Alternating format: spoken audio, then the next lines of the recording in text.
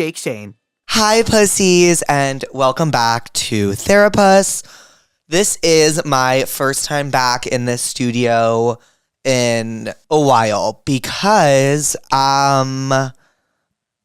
without doxing myself, I was in an evacuation zone for a very, very long time.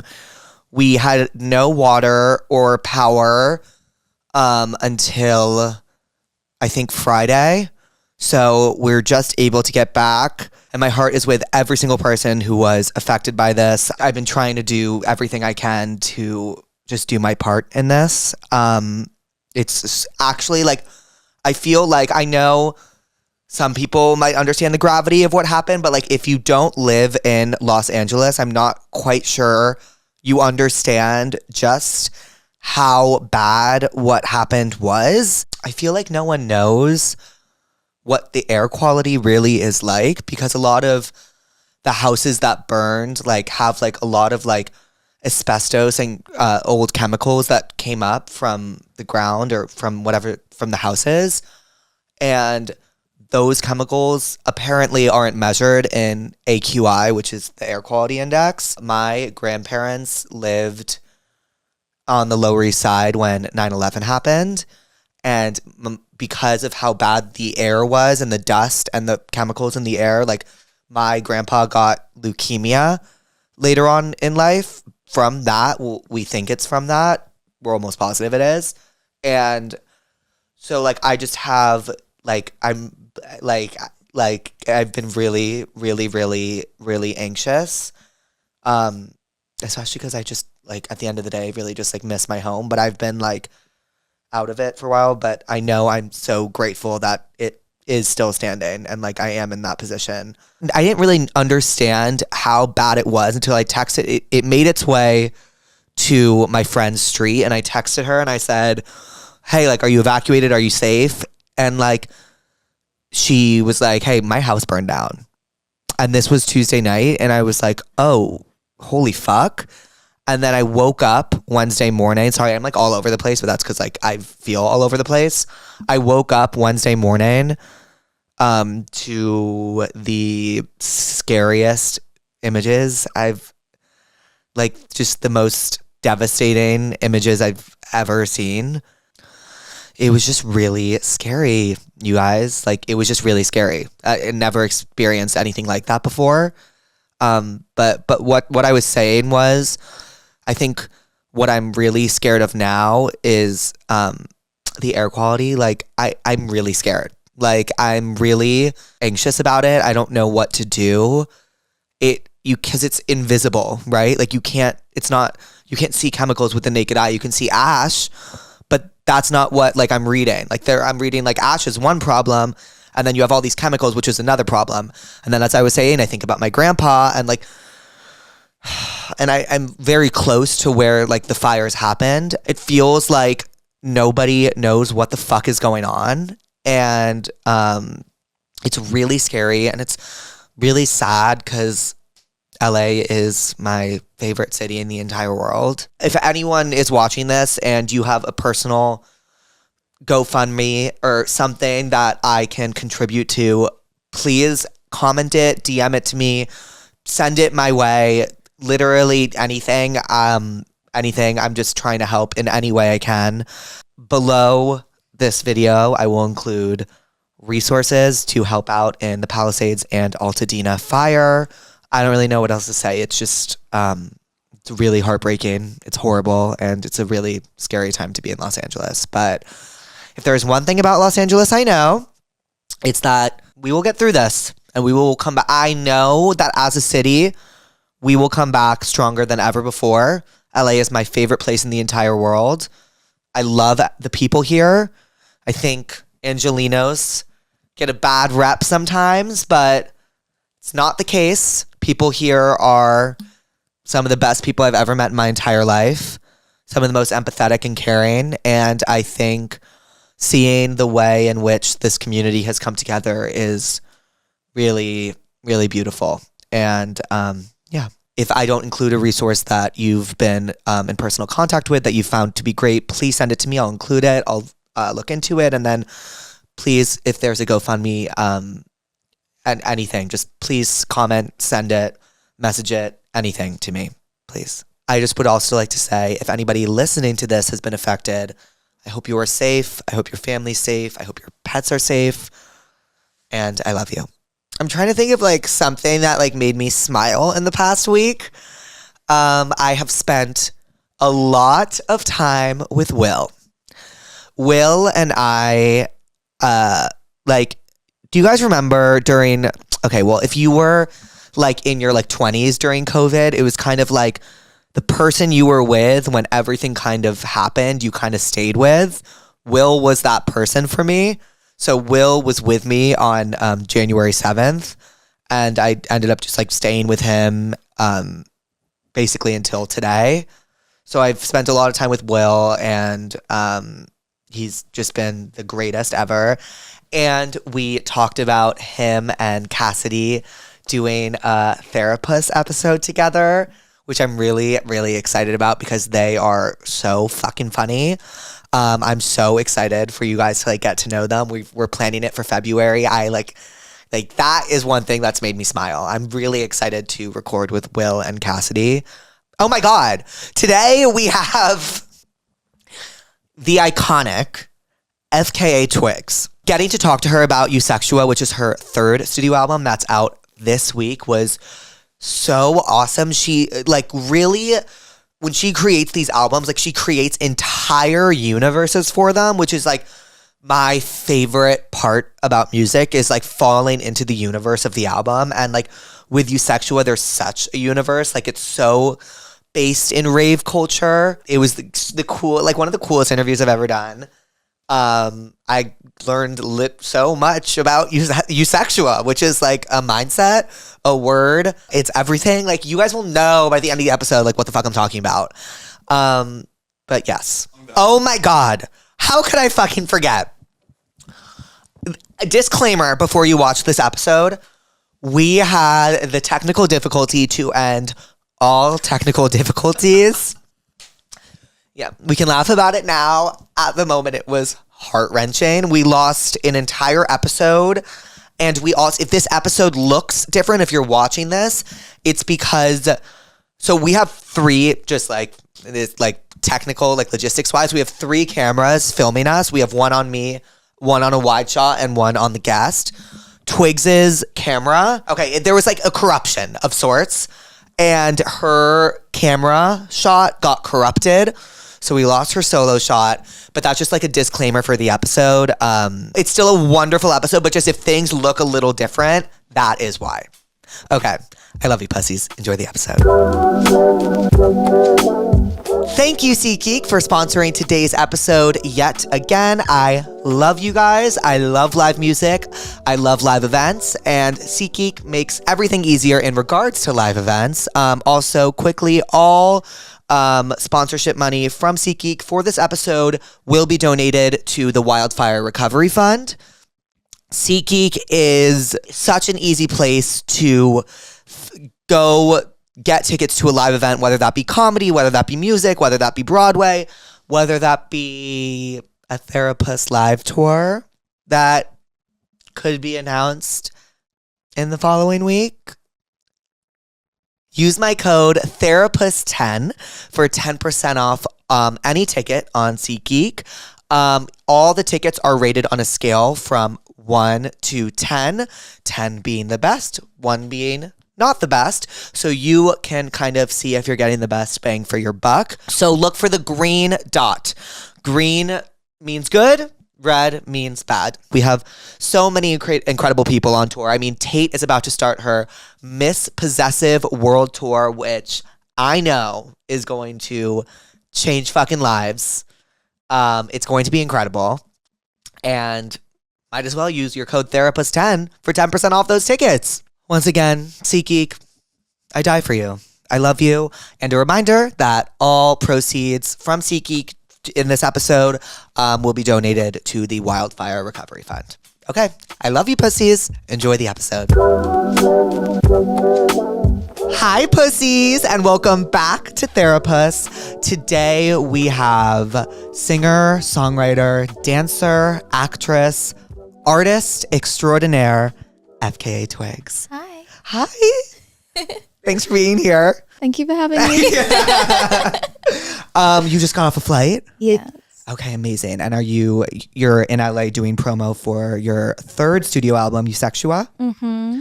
What does Eusexua mean?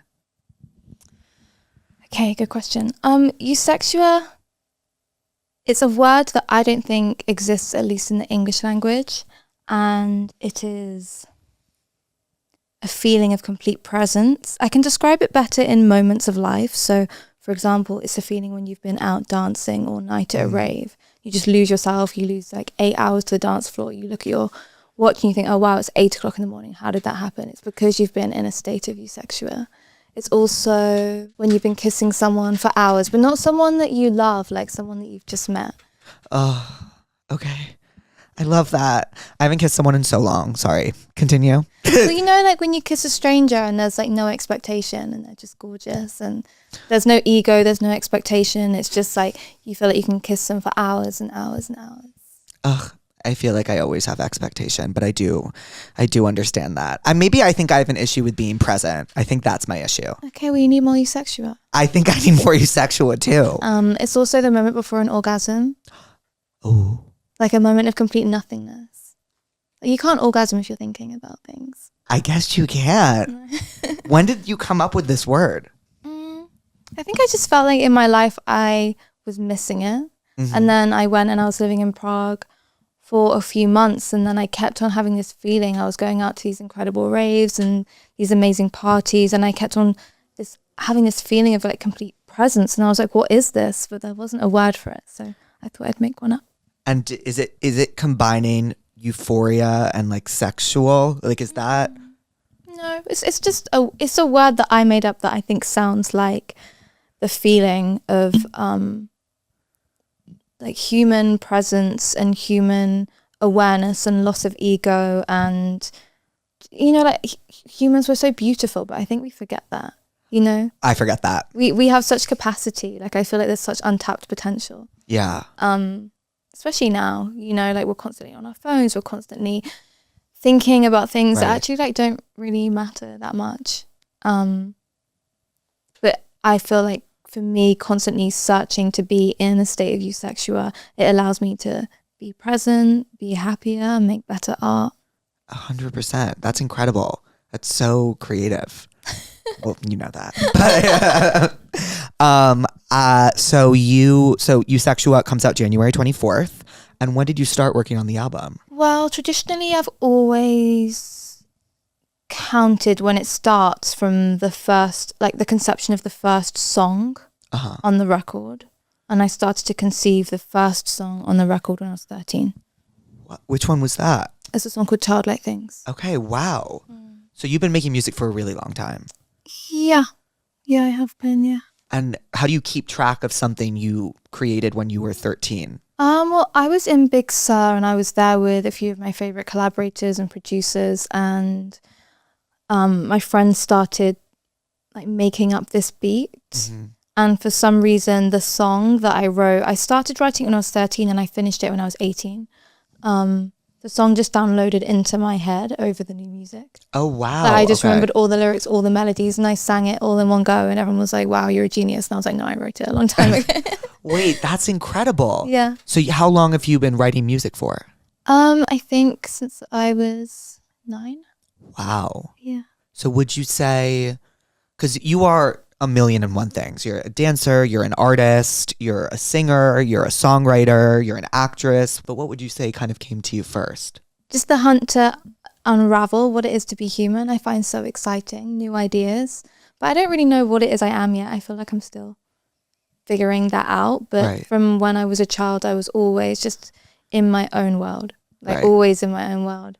And always trying to create things. And I remember one of my earliest memories in the playground was convincing everybody to be in my imaginary orchestra. So I was a conductor, and then I told everyone what instrument they were playing, and then everyone had to play the instrument but silently. But it's just, you know, just using the imagination. I just love it. I think it's just such a incredible feeling to be able to create and go beyond the bounds from which like society sets us on us, like the boundaries that society sets, to be able to use our imaginations to break out of that. Yeah, 100%. Is very exhilarating to me. So I watched the music video for Eusexual, which is also Drums of Death. It's both together, right? What is the idea? So for those that don't know, which I'm sure most of you do, you walk into a corporate office and then kind of, how would you describe it? It like turns into like this, like you dance and then it turns into like it you know, it like flips to the ceiling and then turns into this complete other thing. Like, what is the meaning like behind all of that? Like, how did you, because you have such a large hand in how those visions come to life. I mean, these things are not linear to me. Like, I like to make things out of a feeling rather than a narrative. But the feeling is about a person or me or you, that you're in a space and you want to break out of it. And so you set this idea in this way, how you're going to infect everybody with this idea that you can break out of something and you can fulfill like your potential, you can fulfill your human potential. And through that, it creates this incredible, magical land, which is like very grounded, and it's kind of about connecting with your body and connecting in this raw human experience, and you start to experience it. And then everyone around you, they start to experience it as well. And then it just makes everybody feel so happy in their bodies that they just want to like be naked and be together and be expressive and move in ways that they've never moved anymore. And then you go through this whole experience and it is going up and up and up, and everyone's driving each other and kind of pushing each other and egging each other on until you realize that you have to go back because we have to be here. You know, you have to be here and grounded. So then you come back into the place where you originally were, but you have a piece of what you discovered, and you can take that piece of what you discovered into the room where you are and leave with it. So it's not that everything has to change, it's just that it needs to be infected a little bit. Yes. Yes, because I was thinking about the music video when you're saying that, because when you start, you have you have a different look towards the end of it, like that's been infected by the Eusexual-esque part of the music video. Wow. That's cool. So what made you want to do Drums of Death and Eusexual together in one video? Well, it's really hard for me to pick singles, you know, for Eusexual, because I really love it all and all of them are so important to me. And it's like these 11 corners of Eusexual. And so I just wanted to try and like squeeze in, you know, two ends of the spectrum, because Drums of Death is very hard and it's very tough and it's very visceral. And then Eusexual is very ephemeral and it's very cerebral, and it's like such an offering, you know, in a different way, but both are so important. So it's kind of taking two things on the album which are on the opposite spectrum to show kind of the breadth, you know, of the piece of work. Do you have one that maybe you're most excited for people to like hear and receive?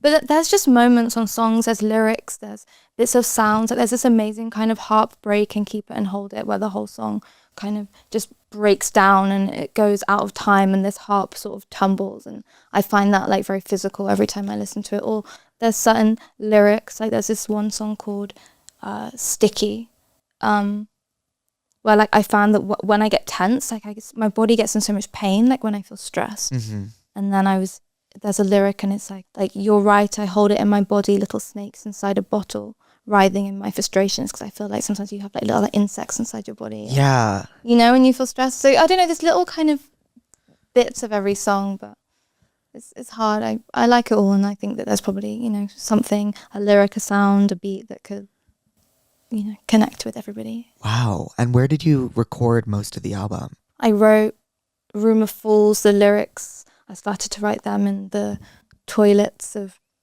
a rave in Prague, and then on Perfectly, which is on the deluxe, there's the sound of waves in Ibiza crashing at the end of the ocean. I wrote some of it in Big Sur, in this kind of bizarre sort of hippie retreat that had no heating, no electricity, no Wi-Fi, no doors, no curtains. And No, wait. No, okay, hold on. No heating, no electricity, no Wi-Fi. Yeah. So it was cold though. You were cold. It was freezing. I mean, that was a whole thing in itself. I'm fine with that. Which I can go into, but basically I have a friend, Jeff Basker, who's like an amazing songwriter and producer, and he said to me, I've just got this kind of musical ranch in Big Sur, like I'd love you to come and like bless the place first, because he hadn't had any proper recording sessions there. I was like, I'd love to come, and so I invited some of my favorite producers and artists and friends to come and hang out with me. But we got there, and obviously like he was still like figuring it out. Yeah. And so there was nothing. There was nothing. Yeah. And so were you freezing and scared and alone? Yeah. I mean, we all convinced ourselves that we were gonna get killed on top of this hill. It kind of got it was giving like Blair Witch after a while, but it really added something to the music. I would like, you are so much better than me. Like the fact that you stood there and created art, you not stayed there and created art when there was no Wi-Fi, no electricity, and in the cold is wild. But I guess we were having cold baths. What? Yeah, it was kind of hilarious. And to be honest, like we actually entered into such a state of hysteria that it got to the point where we all had to sleep in each other's beds. Right. We got so scared that we had to share beds and take it in turns of like whose room we were sharing. And it was a whole thing. But we made like probably a quarter of the album there. So. Wow. Wow. I guess in like situations like that, when you're in like, and was there like a moment where you're like, should we leave? No, you couldn't leave. What?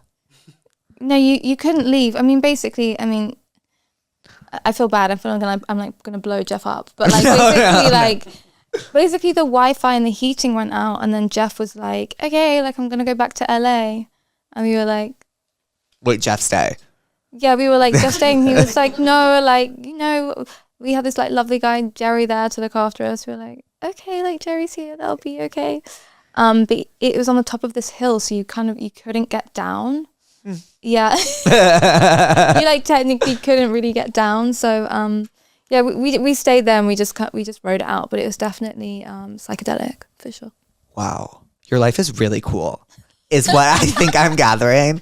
Like you're telling me you're writing like this in like the bathroom of a rave in Prague. Like I could never. Yeah. Like that's cool. That's cool. Sorry, I'm just like in awe a little bit. Do you have anything you're therapist about today? Wow, I really didn't plan this. That's the whole point of the show, isn't it? I should have thought about it.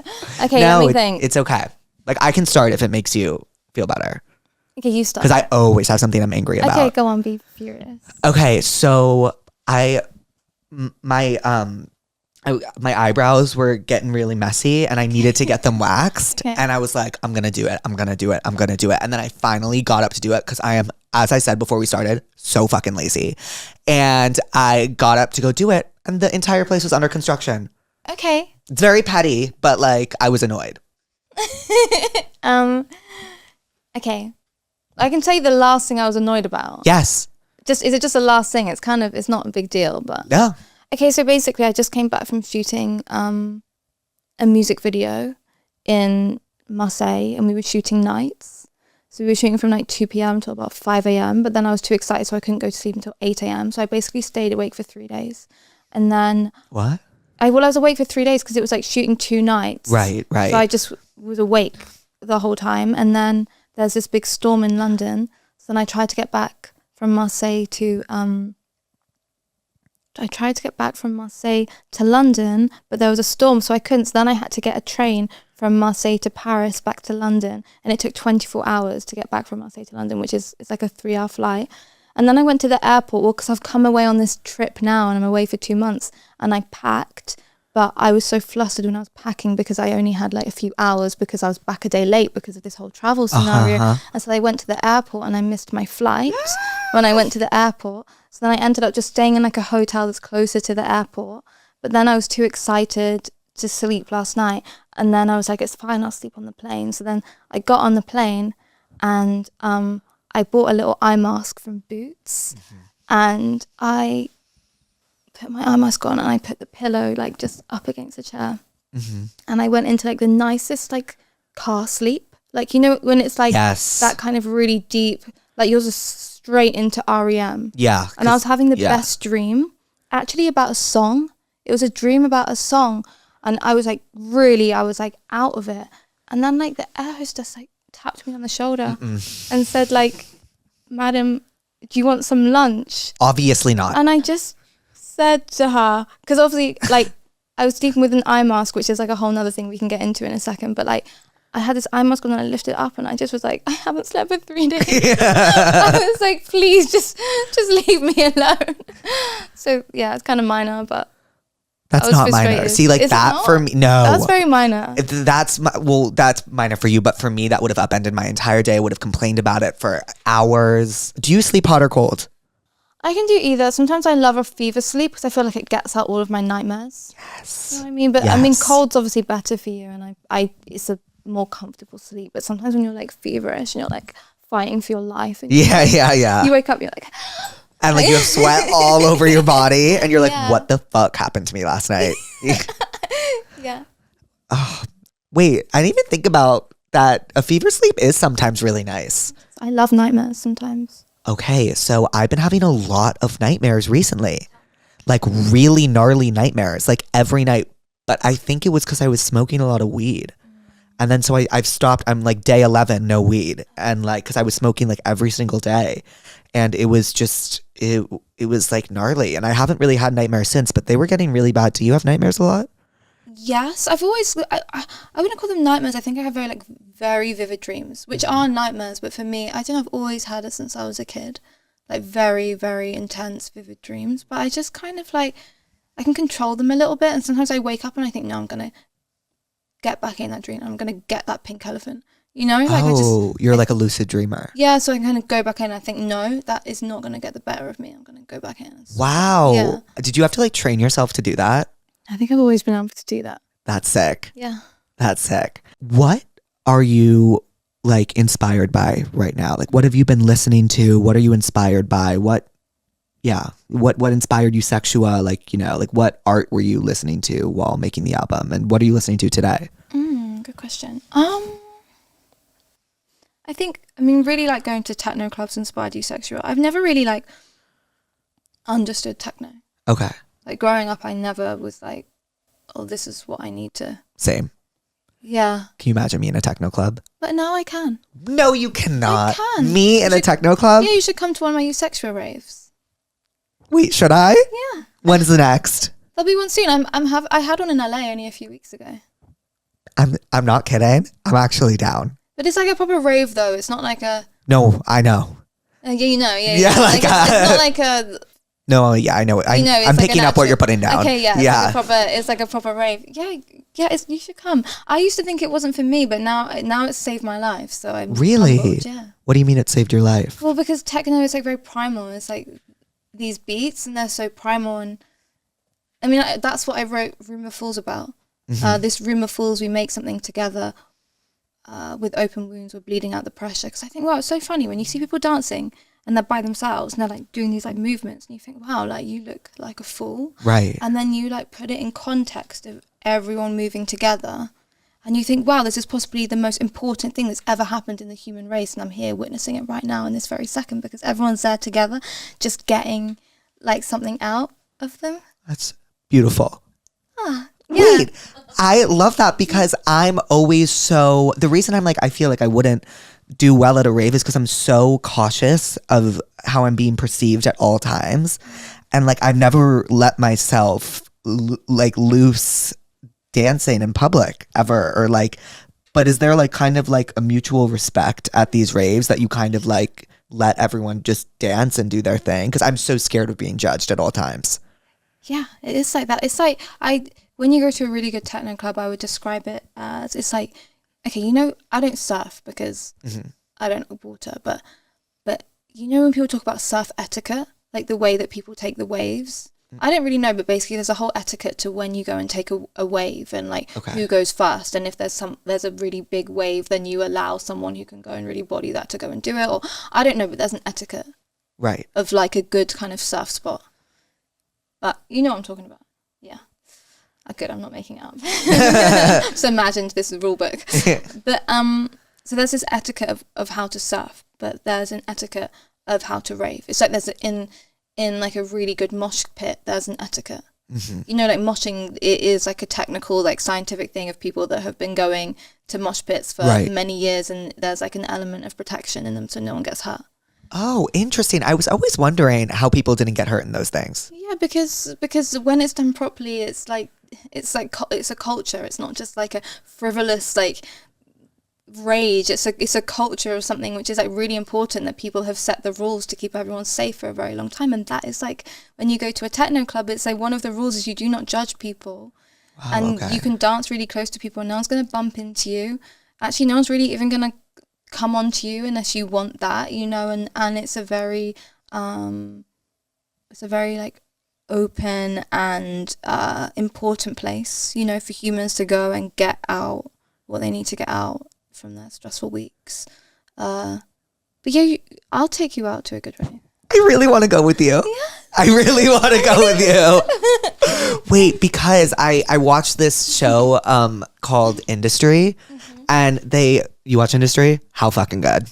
And they go to this rave in, I think they're in like Berlin or something. And I was like, wait, that actually looks really fun. So I've been very curious about it ever since then. Because I always thought like, oh, that's not for me. That's not for me. That's not for me. But I would die to go to a rave with you. No, it is so for you. That's the thing about raving, is it's for everyone. Wait, so when did you start going to like, because you said you didn't think it was for you for the longest time, but sorry, I'm like harping on this. I'm so fascinated. Probably 4 years ago. It was like a post-pandemic thing. Yeah, post-pandemic. Yeah. But it saved my life. Wow. Yeah, it actually really did, because I think it made me realize that I could be in like harsh environments. It's given me like a lot of confidence, because I think like, you know, I've gone through a lot of stuff in my life, and I think I just got to a point where I felt like so like everything all the time, like so much anxiety, like so much kind of like needing to be super careful, like this thing of always being so careful. And then it was when I was in Prague and I went to a rave, and I thought like,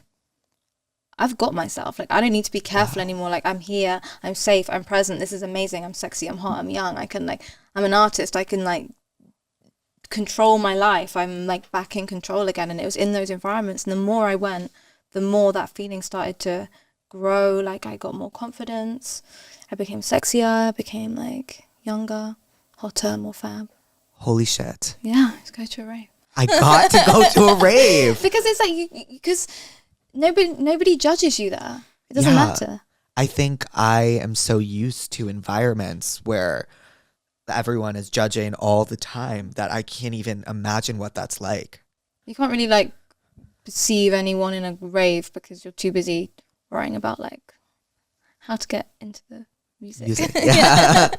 Wait, so you're saying you've said you're doing these eusexual raves. Can you tell me about those? My first one was in London, and then we've taken it to New York and LA, and we've got some really special raves planned the week of the album release. But it's, I guess, bring like the eusexual culture into an environment where people can come and be themselves, and I set like a very loose kind of, not a dress code, but like a kind of, it's not a dress code, it's like a visual like place to turn up in, but not like an aesthetic, but like a kind of like almost like an energetic place to turn up with this energy. So we speak a lot about rebirth and scorched soil, and you go and I'll send you some videos. It's kind of hard to explain. It's amazing. It's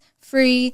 You dance. It's not about eusexual like as a brand or like a marketing experience. It's not about that. It's just about being able to facilitate a space for people to have an amazing time in and discover things about themselves, or to find a sense of community, to find a sense of belonging, chosen family, a fab space to be. Wow, that's awesome. Do you play the eusexual album at these raves among other music, or? I mean, I'll get up and like do a little shimmy to a song or two, but it's not a performance. It's more just like a hello, like just to let everybody know that I'm there and I'm with them. But it's not like a full performance. It's not like eusexual rave is not about me. It's about like everybody. 100%. Are you planning on touring eusexual? Are you excited about that? Yeah. Yeah, I'm excited. I love performing, although I don't do it a lot, but I do love it. When's the last time you were on tour? 2019. Wow. So pre-pandemic. Yeah. So is there anything you're looking forward to? I guess that was 6 years ago now? That's so crazy. Is there anything you're looking forward to with touring? On the flip side, is there anything that you are like kind of dreading? I love pushing my skill set, and performing live is a really amazing place to do that.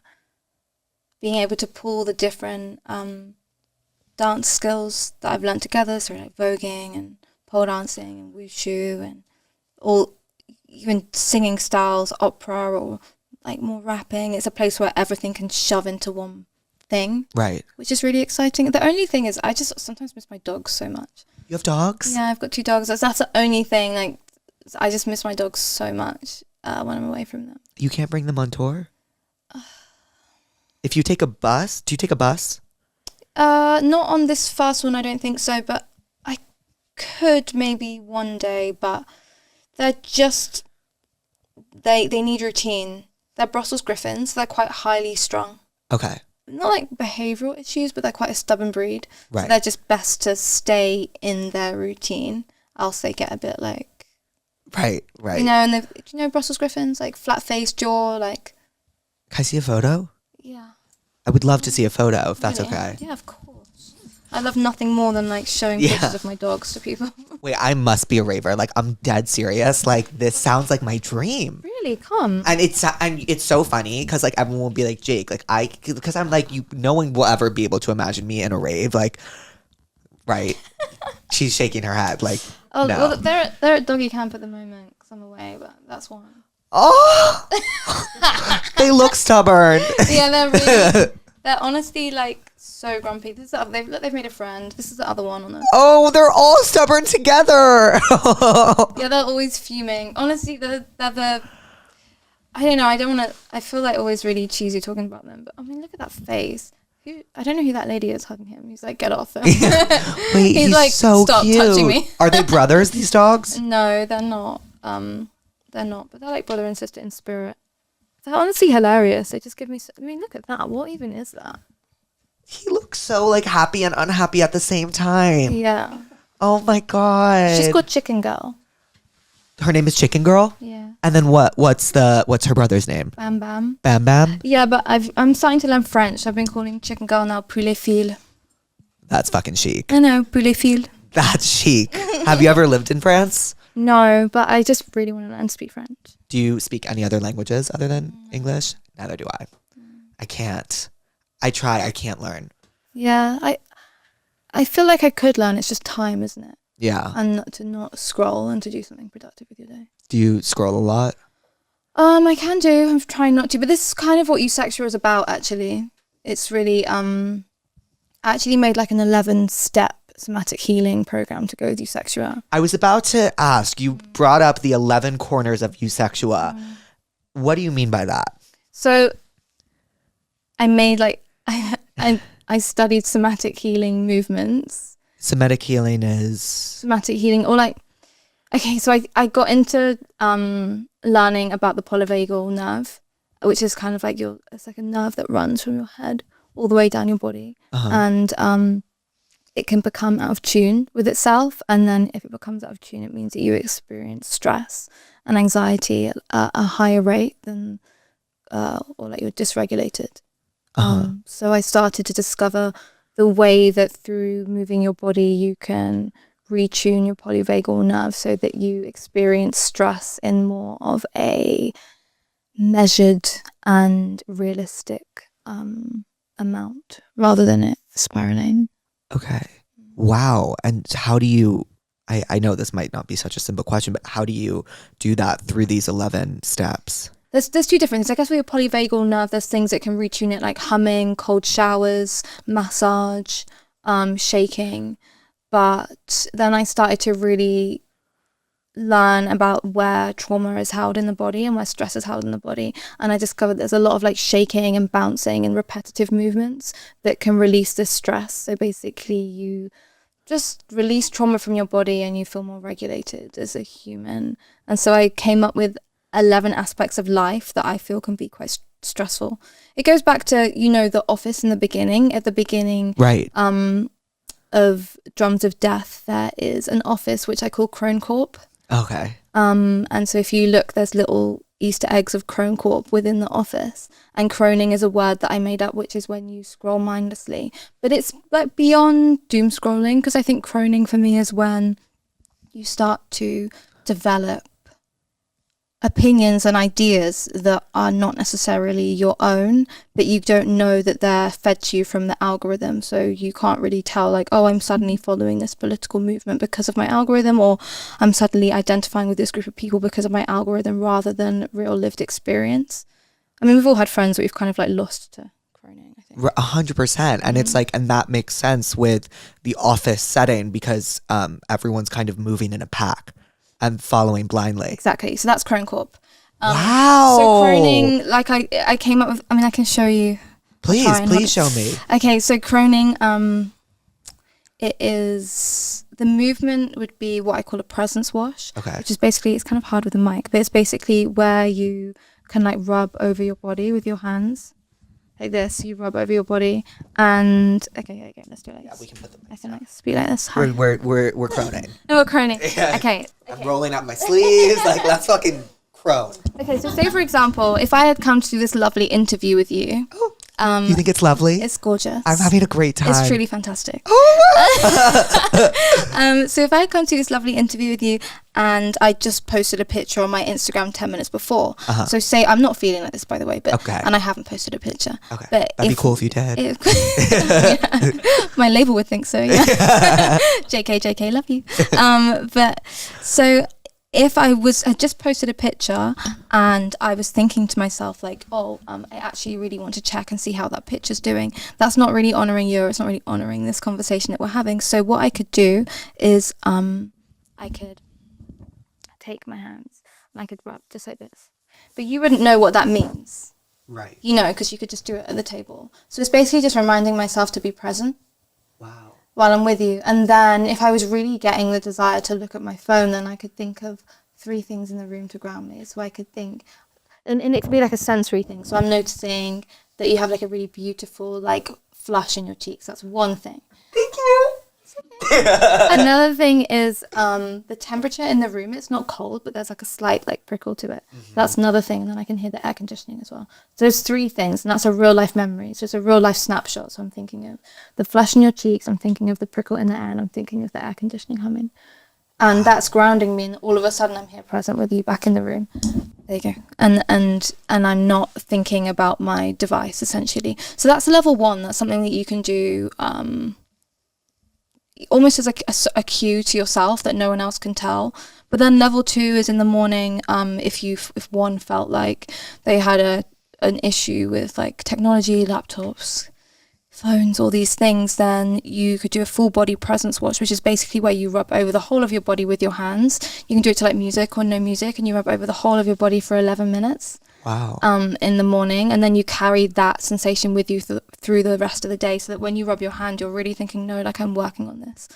But there's 11 different ones. Like, one, for example, is around intake, the things that you're consuming, whether that is food, it could be products that you're using, it could be words that you're choosing to take in, it could be, so that's intake. But I've come up with 11 of them, basically. I won't take you through them all, but I would love you to, but I won't force you. So is there something with the number 11 that you feel like compelled, like, or drawn to? Honestly, it just came to me. I don't know. There's not really like a reason for the number 11. No, there's not actually a reason, to be honest with you. It just felt right. Yeah. It just felt right. Wow. And how did you come up with the word croning? Is it in the same way that you came up with eusexual? It just kind of came to you? Yeah, well, Croning's like, Cronenberg, the director. Yes. No. Sorry, I got excited and I lied. I don't know who that is. That's okay. Okay. So Cronenberg's a really cool director, and he, in his films, they're quite like sci-fi, and he has a lot of devices that are attached to people's flesh in his film. So he has like these cords that get like injected into people's spines, or these kind of weird like gaming devices which are made out of flesh that you kind of can become one with, and so it's kind of I guess an ode to his films and the way that he often merged like humans and technology together to sort of create a bigger like political point, I guess, about where we were at the time with technology. But his films are older. What are some of his films? Oh my gosh, don't put me on the spot. Sorry. My mind's gone blank, but I'll give you a good list. Okay, I would love to see that. That's fascinating. So yeah, Cronin is like you have like a whole eusexual dictionary. Yeah, there is. There is? Yeah. Oh. Well, there's 12 words, I guess, I've made up. Keychaining's a good one. Keychaining. What is keychaining? Imagine if you've had like too many keys on your keychain. Right. And it's really annoying because you can't put it in your pocket and you can't put it in your bag, and you're just like, with these like big keys. But then if you look at the keys, you think, okay, well, I don't need like my bike shed keys on there, and I don't need like my mum's spare keys for the thing on there. So, you could take keys off your keychain, and perhaps you'd only have 4 keys then, and then it would fit in your pocket and it's easier to manage, and you're not going to be paranoid about losing things. That's the way that I feel about friends and people. So if you have like so many people on your keychain, it's really hard to keep track of what all the different keys are for, and you can't fit it in your pocket, and you're constantly worried about losing your keys. But if you just take some off with love, and then you just have 4 keys on your keychain, or 5, or however many you can manage to fit in your pocket, for me it would mean that I'm just more capable of handling the people in my life. And so it goes farther than, let's say someone's doing your head in and they're not on your keychain, it just doesn't really matter. Right. Because maybe the people on your keychain are like your mom, your sister, your boyfriend, and your best friend. Right. And everyone outside of that is like with love, but you don't have to necessarily like ingest or have such an energetic exchange of them. Wow. I need that. I think I spread myself too thin sometimes. Wait, I'm sorry. I'm really harping on these words, but I'm so fascinated. Can you tell me some other words? Really? You really want me to go into this? Yes, I do. I love it. Okay. Have you ever seen me this attentive? Okay, what's another one? Okay, another one is mind state. Mind state. Yeah. So mind state is, if you ever had something in your personality where you're like, I just really need to fix that. Yeah. And it just keeps on keeps on coming up, and you're just like, why do I keep on reacting that way, or why do I keep on having this thing? Yes. Well, if you go into a period of mind state, it means that you're actively going to take some time out just to work on that thing. So that could be an hour, or it could be a weekend, or it could be a week or a holiday where you think, I'm going to work out why I get so angry when I'm waiting in a queue, for example. And so you go into mind state. So someone would be like, can I hang out with you on Saturday evening? And you can be like, I'm not free, I'm in mind state. Wow. Because you're just taking time to yourself just to like work on something alone, just to think about something alone, to iron it out a little bit. All these terms are like very healing, I feel like. Do you feel like Eusexual as an album is like a healing album? I don't want people to think of Eusexual healing in the way where it's in any way like wet or hippie or right. Because it's not. It's really hard, and it's really confrontational, and at times it's very punk and expressive and raw. So the healing word, yes, but at the same time, for me, it's healing, but Eusexual is really about metal and the city and concrete and much harder ways of expressing yourself. I think I've really struggled with the word healing because I think of a really cute girl with like really nice abs wearing like pink sort of like yoga leggings and like waving like Paula Santo around, and I personally just don't relate to that. Okay. Because I'm from the underground, like quite literally, like I clawed my way up from Croydon College. You don't know where Croydon is, but if you're English, then it's like, do you know what I mean? Like I like went to Croydon College. I've like clawed my way up from like the city, and I've made it coming from London, which is like a very harsh environment, and maybe people, if they're from like New York or cities or even just like harsher home environments, can relate to this. Like healing doesn't for me have to be this sort of like really pleasant thing. You know, it's not, Right. it doesn't have to be pleasant. It doesn't have to be plastic. It doesn't have to be in pastel colors. It can be, healing can be made out of metal and concrete, and healing can be to like thunderous drums, and healing can be to auto-tune, and healing can be to loud noises and vast spaces and deafening silences, and it can be full of rooms with crowded people with amazing makeup on, and Right. healing can be queer, and it can be bizarre, and it can be ugly. It doesn't have to be, you don't have to wear yoga leggings. Right. So like, yeah. Although you can. Yeah. If they're cute. So you feel like healing is kind of like, the word is kind of like become this more so like aesthetic, that it's not like a feeling anymore, or like what, it's not like authentic to what the word actually means. A little bit, yeah, but then that's not me like putting like healing down. I think that everything's becoming an aesthetic. Yeah. Subcultures are now an aesthetic. Right. You know, let's do goth makeup for a day. Right. You know, which is fine. That's absolutely 100% fine. But I'm at a point where like I just need to latch onto something. Like I've been at a point where I'm like fighting for my life. Like, give me something just to fucking hold on to. Right. Like, God, give me something to hold on to. Yeah. You know, and like a 1 day makeup tutorial is not gonna fucking cut it for me this time. Right. Do you know what I mean? Like, Yes. I need something real. I need something tangible. I need something lasting. I need something that's got roots. Right. You know? Do you feel like you've found that? Yeah. Yeah, definitely. But I always find that I sniff it out. I'm like a little truffle pig. I had no idea what a truffle pig was until the other day. They're cute. They're cute, and they find truffles. Yeah, they do. But that's what culture is to me. You have to like be in the right place at the right time, and it's rare, and you sniff it out. Wow. You have to be on the ground. You can't be like scrolling on your phone. It's not something Croning. you can't be croning. Yeah. You have to be there in real life and experience something and build something, be a part of something, start something. Damn. I feel like I'm being really intense. No, I thought this was like, in my mind I was like, this is like a cute like No, but this is like, maybe also to your point, like the word healing, this is whatever you make it to be. Yeah. Well, This can be, I guess the idea is like therapy, Therapuss, like it's anything you want it to be. I like that. Okay, so we are doing a rave marking on me now. Yeah. Okay, and this is like, Well, when I was in Big Sur and we all lost our minds, yeah. to gain ideas back, my lovely Tilda. Were you in Big Sur with her? I was, yeah. We can all I like perch on the edge? Yeah. Perfect. And then you Oh my god, I'm so excited. Tilda always gets caught out. just literally get caught out when you the point of no sleep. It's fine.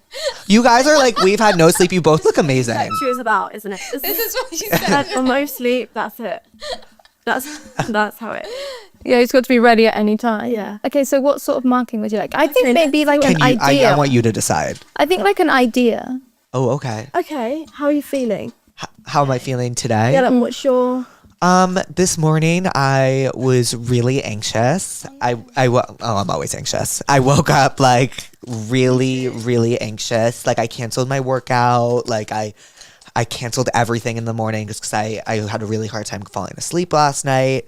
Throughout the day, I've felt better, and now I feel really good and really present. I'm really happy to be here. Okay, good. So that's how I'm feeling right now. Oh my god. I think What were you thinking? I think like some sort of like inspiration. Some sort of thing. Well, what do you think? I guess if you're present, maybe like. Oh, okay. I don't know if this is a bit random, but you could just like move your head, and just like around them, like just do a little how you feet. Yeah, just see what happened. Okay, yeah. Oh, okay. Wow. Should it been camera or? Yeah, this is good. Ready? Do you want me to just move my Be head? present. Oh wow! I know. I think you can. Woo! No, Wow! actually, it's actually good. That's cool, and I can see myself at like a rave, like dancing with this Yeah. song. Gonna like go. Yeah. Okay. No, that's good because it started in a very like spontaneous way. You want me to do it again? No, that's okay. Oh, No, now keep very still. Now keep very, very Now still. stay. this is so fucking awesome. Yeah, The one. that's it. I think that's all you need. Yes. No, I think that's what you need. Thank you so much. Okay. Thank you. Yeah. Oh my God. Yeah. I'm so excited. Now you can come to Eusexual Rave. Thank you. You're so welcome. Oh, you're the best. Oh my God, I feel like I'm so insecure. So I feel like I never wear tank tops, but I feel like if I went to a Eusexual rave, I would wear a tank top. No, you would, but this is like the marking. It's like the marking of your power. I'm obsessed. Yeah. But you made that because you moved and that was how it's supposed to be. That's how it feels too. Yeah. Feels very authentic to me. Primal. Yes, primal. What is so funny? It's just like I'm loving that you're having this like reaction. Yeah, I feel like. Do you feel like when people listen to the album, like they're gonna have an awakening of sorts? I mean, I don't know because I'm not in people when they listen to the album, but I've had an awakening. Yeah, and that's my truth. So hopefully someone else will feel that. I think but there's they just will. so many moments which are so true to me about being present. Like even at the end of Eusexual, like I say, people always told me that I take my love too far but refused to help me. I was on the edge of something greater than before, but nobody told me. Like, you're not being present. Like, you're on the edge of something so great. Like, with your podcast and everything you're doing and all these people that you're talking. Like, you're on the edge of something greater than anything you've done before, but, like, nobody tells you, so you don't realize, but you have to tell yourself. And that's where I've been so many times in my career. Like, I'm standing on the edge of a stage performing to, like, tens of thousands of people. Right. And, like, I'm there and it's just like somebody forgot to tell me, like, Twigs, this is now, like, you're doing it right now. Like, that thing you wanted to do, you're doing it right now. And nobody told me, so then I just, like, don't realize it. Because you're so in your head. Yeah, exactly. That's really beautiful. That's really beautiful. Wow. Eusexual is a lot about being present as well. It's about being present. It's about just being yourself. Wow. But in a pure way. And also kind of, like... It's about being yourself in a pure way and also in a cunty way too, because like two things can exist at the same time. It's a duality. Like, this is what I'm saying. You don't have to be like, well, I don't know. For me anyway, like to win and be successful and to be like fab and to be cunty, I don't have to shut myself off from actually how I'm feeling. Right. Like I can be fragile and vulnerable at the same time. The two things can exist. Yeah. For me. No, I 100% agree. I feel like I've had an awakening. No. I swear to God, like, I feel present. I'm not even kidding. Like, I feel like incredible. Like, that's so good. That makes me so happy. I feel incredible. And I'm really, really, really excited to hear the album. Because I love everything you've put out so far with it. Thank you. Okay, should we get into the... Yeah, let's do it. Songs now? Wow. What is this your called marking, again? your sexual marking, your scorched soil marking. And that's a song on the album as well, right? No, scorched soil is something that kind of comes up a lot at the raves. Oh, okay, got it. It's like rave lore. Ooh, okay. What does it mean? Sorry, I feel like I keep getting so distracted. No, it's kind of like this like phoenix from the ashes, rebirth, like nude, silver stiletto, tribal stomp, unearthing of her vibe. Yeah. Given.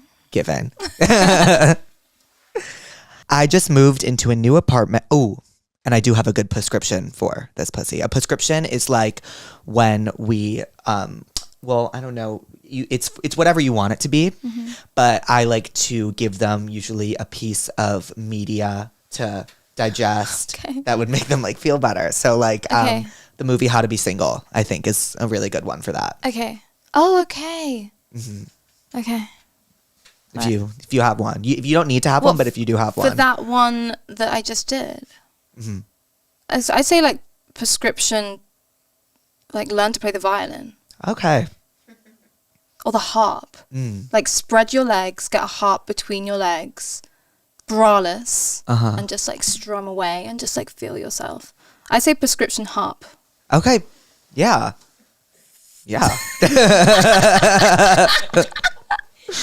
Like Maiden. I'm pitching like wind machine. Ooh, I love a wind machine. Okay, I'm going to go deeper. Prescription, fan, yes, harp, spread-legged, like braless, like Maiden, sheer dress, let your hair down and like play the harp.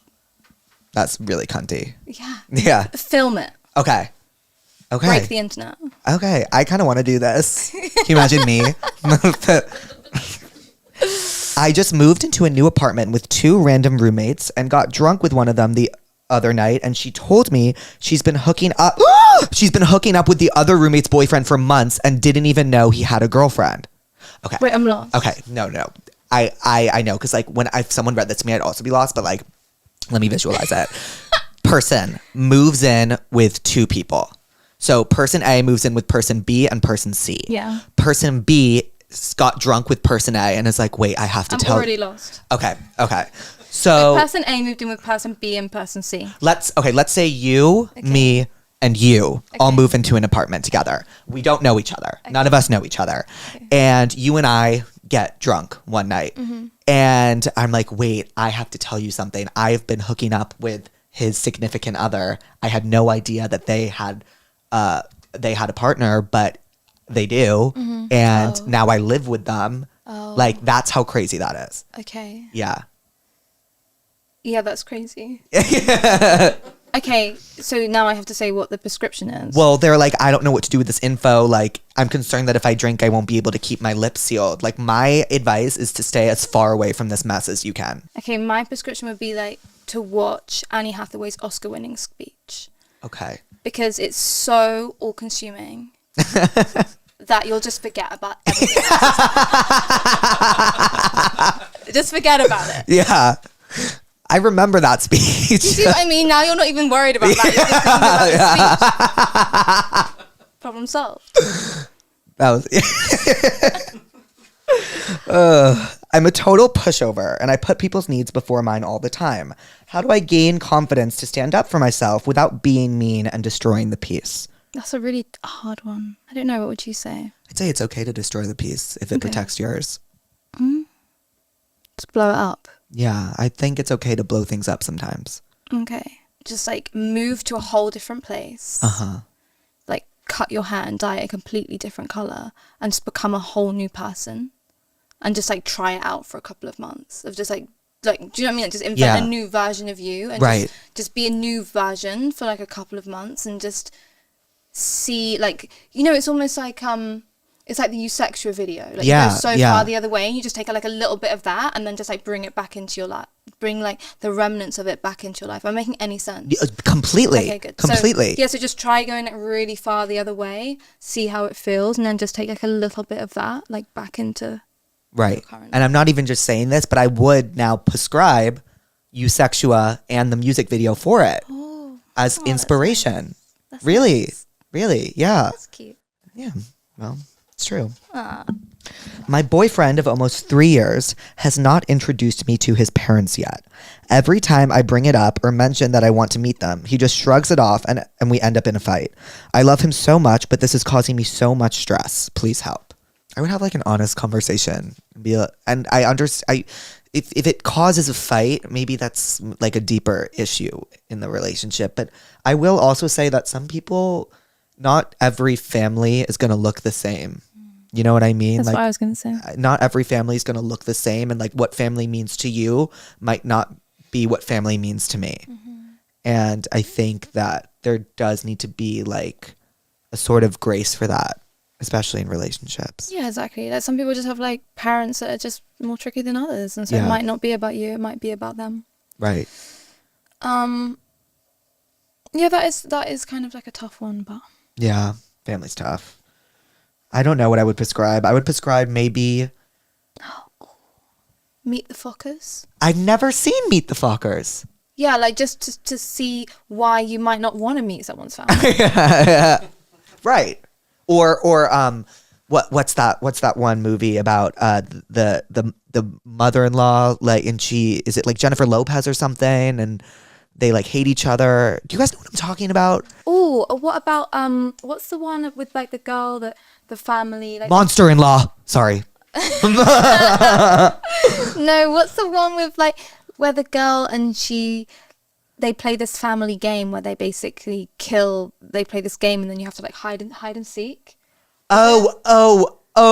And then they like yes. you like run around the castle and then like Not Knives Out, No, but it's not Knives Out, but you run around the castle and you have to hide, and then the family have to hunt you. what is that called? I don't know. I must figure it out right now. Hide and seek. Hide and go seek. I know exactly what you're talking about. But that film. Yes. Me and my best friend of 10 years made out at a gay club the other night, and now I don't know if we should play it safe and forget about it or see if this could go somewhere. Some of my favorite people ever, but I don't know what to do. I think it's important to like address it instead of run from it, as hard as that may be.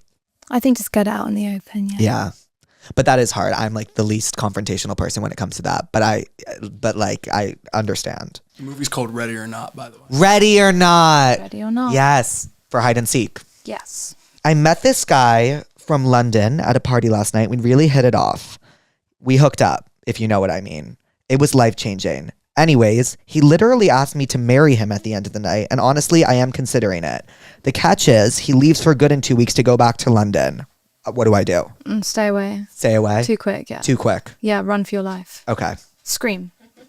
Prescription, scream. Yeah. Jake, an amazing, incredible, fabulous special guest. You talked about having anxiety, and I was just interested to know how you deal with your anxiety because I too struggle with my own anxiety sometimes. I don't know. I stretch a lot, actually. Yeah, I stretch a lot. Like I go into like hyper stretch. The thing is with me is I hyper focus on things a lot. Yeah, me too. Yeah. I get really hyper fixated on things. Yeah, me too. So I try to like get hyper fixated on something else. I don't know if that is actually even healthy, but no, I mean I do the same with like a TV show. When I'm really anxious, like I throw myself into a TV show and like a bingeable one, and so I can hyper fixate on that world and forget about my anxiety. Yeah. Or watch Anne Hathaway's Oscar speech and you will forget about everything. Because it's so fab, you just have to watch it again and again and again. Yeah. Exactly. What did she win for? Les Mis. Period. Fab. Can I call you Twigs? Okay. What were you going to call me? I was going to say FKA Twigs, Oh, okay. but then I realized that might, I don't know. Just like the full name. Yeah. So, Twigs, Yeah. what did we learn today? I learned about croning, and I learned about keychaining, and I learned about what is the head, what the space. Like the scorched soil, like markings. Or the one where you, what's the word where you mind state. Mind state.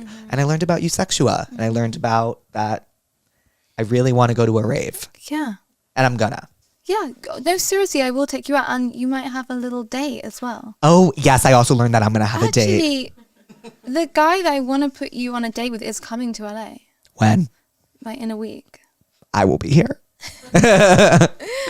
Oh my god, that's going to be so cute. Can I come? Can I crash? Yeah, obviously. Yes. I actually think it could be such I mean, someone once said to me, the very least, someone put me on a blind date and said, at the very least, you'll be friends. I feel like you'd be good friends. Okay, I love that. I will say that about 6 years ago, I was having piano lessons, and I'd had like 1 or 2 lessons with this piano teacher, and I said, you have to meet one of my oldest best friends. I was like, I feel like you're going to get along so well. So I just put them on a group text, and I just said, at the very least, you'll be good friends. They're still together. No. Yeah. Oh, so you have a good track record I do have a good track record. with your matchmaking skills. Yeah, I do. Okay, so I'm so happy we met. Because I am in desperate need of a boyfriend. Like, you're not in desperate need of a boyfriend. Well, you're killing it. Like, you don't need to be, like, in desperate need. Like, you don't need to. I like, know. You're killing it. Like, you're doing amazing. Like, you're smashing it. Like, Thank you. yes, you are. You're killing it, babe. So you just need to be, like, just kind of own it. And just be so confident in yourself. Like, alone. Like, you've got this. It's hot. It's sexy. I think that's why when you brought up the rave and, like, how...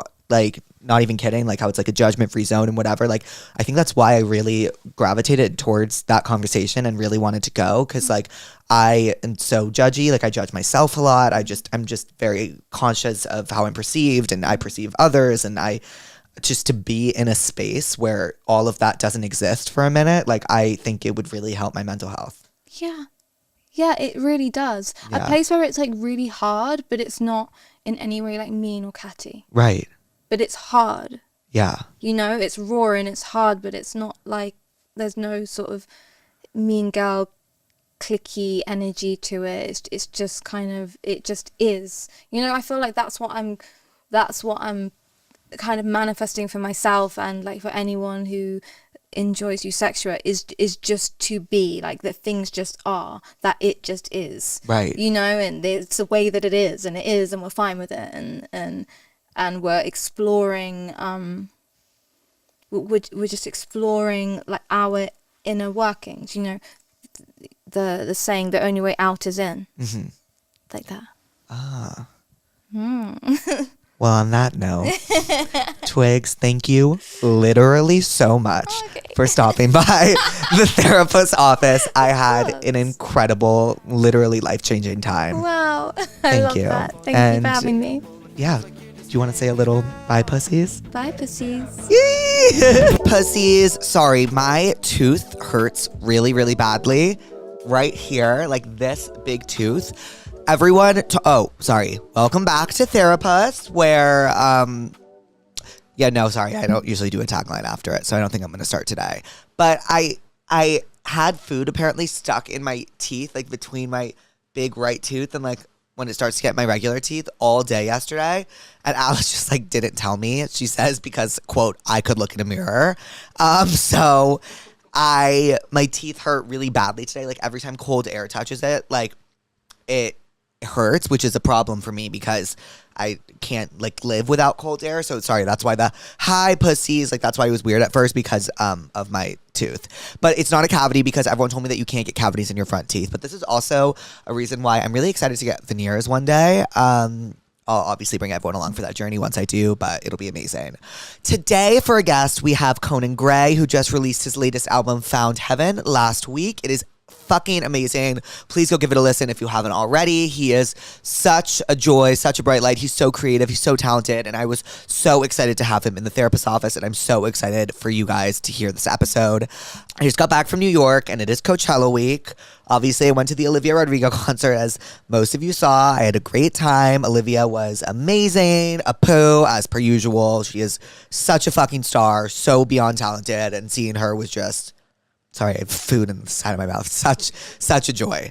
I was obviously on the Jumbotron. Yes, I was there on a date with that man. He is very nice, and he's great. He's great. We had a great time. It was a very fun night. So by the time you guys will be watching this episode, I will be getting my spray tan for Coachella, which I really hope goes well. I know everyone might be thinking, in what God's green earth could you look like with a spray tan, but I actually look really good. As always, submit Tell Me What's Wrongs to passthatpuss.com. Send me your name if you want and your number. I'd be happy to give you a call. I love talking to the pussies. And enjoy tonight's episode. And if you're going to Coachella, I'll see you there. Love you, pussies. Conan Gray, welcome to Therapuss. Thank you so much. Thank you for being here. I'm very excited to be here. I think we have a lot of great advice to give to people. We do. Because we went to college. You did go to... Where'd you go? UCLA? I went to UCLA for a grand total of 3 months. Okay. Thought you were about to say 3 years. 30 years. No, I went for 3 months. I signed my deal, like my record deal, the week that I was doing orientation, so I knew that I wasn't gonna stay there, but I worked so damn hard to get into that fucking school. So I was like, I'm just gonna go for as much as I can. Yeah, UCLA's fucking, for those who don't know, that is a hard school to get into. Yeah, I'm a genius. Yeah, you are. No, because the UCs like aren't caring, like they care about your numbers. They don't give a fuck about who you are. You can't pay your way in. You sadly. cannot. I went to USC. Not that I could have, but for those who don't know. That's another story. Yeah. I did not get into UCLA. It's a hard. Did you like it for those 3 months? I really did, and I felt very like dejected. Like I listened to a lot of Radiohead and was like, "Yep, guys, I have so many thoughts." And like so I know all my friends are in international studies.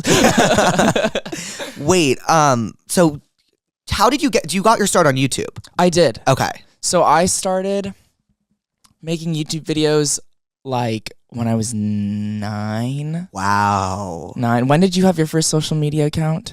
Like that I took seriously for like a public consumption? Just in general.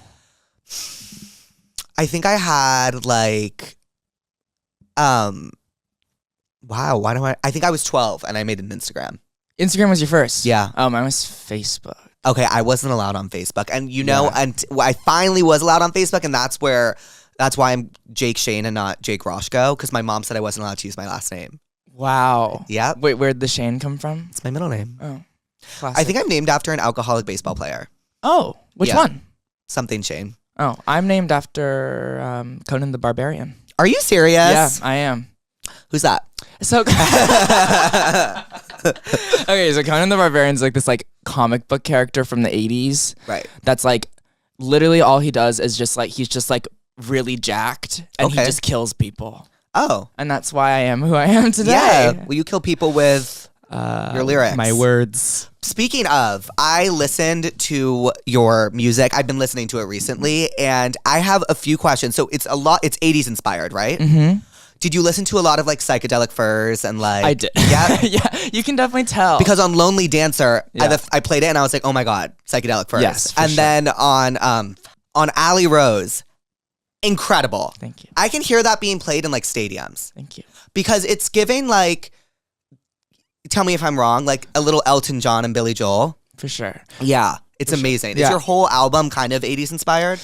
I mean, it's definitely all retro. I think I took like pieces from like 70s, 80s, even like a little 90s just here and there. But I don't know. I just got really bored and unbelievably depressed. Yeah. Last year when I was making the album, and I needed to mentally transport myself into another era. That way I didn't have to think about the fact that I exist. Yeah, wow. What's your star sign? I'm a Sag. Oh, wow. What are you? Scorpio. Scorpio. I know. Do you know your rising and your moon? Yes, I'm a Cancer moon. Oh my God. That makes so much sense. Does it? Yes. Why? Because you're depressed. Right. Right. And then I'm a Leo rising. Wow. Okay, so that's the form you take when you get on stage. Yeah, what are you? Gemini rising, Gemini moon. Oh. Yeah, it's really bad. I try not to call Wow. people. You should kill yourself. I know. It's so bad. I actually don't tell people my rising and my moon. I'm just like, I'm a Scorpio, and we'll leave it at that. Yeah, no. I think you should stand up with that. Yeah. Yeah. Maybe not. Or sit down. Or sit down. Yeah. Or sit down. But yeah, no. Did you like watch? Was there any like? So do you obviously listen to a lot of music? I've never made an album yet. I've never made one. But do you like? Did you watch any movies? Did you? Yeah. I me and my friends got like unhealthily, like weirdly obsessed with Dirty Dancing. I've never seen it. You've never seen? No. Oh my God. I know. What's wrong with you? A lot. I'm uncultured. Oh my God. No, Dirty Dancing is like, oh my God, the best of all time. I also grew up in a town. It's called Georgetown. It's like an hour from Austin. And From the South? I'm from the South. Yeehaw. Oh my God.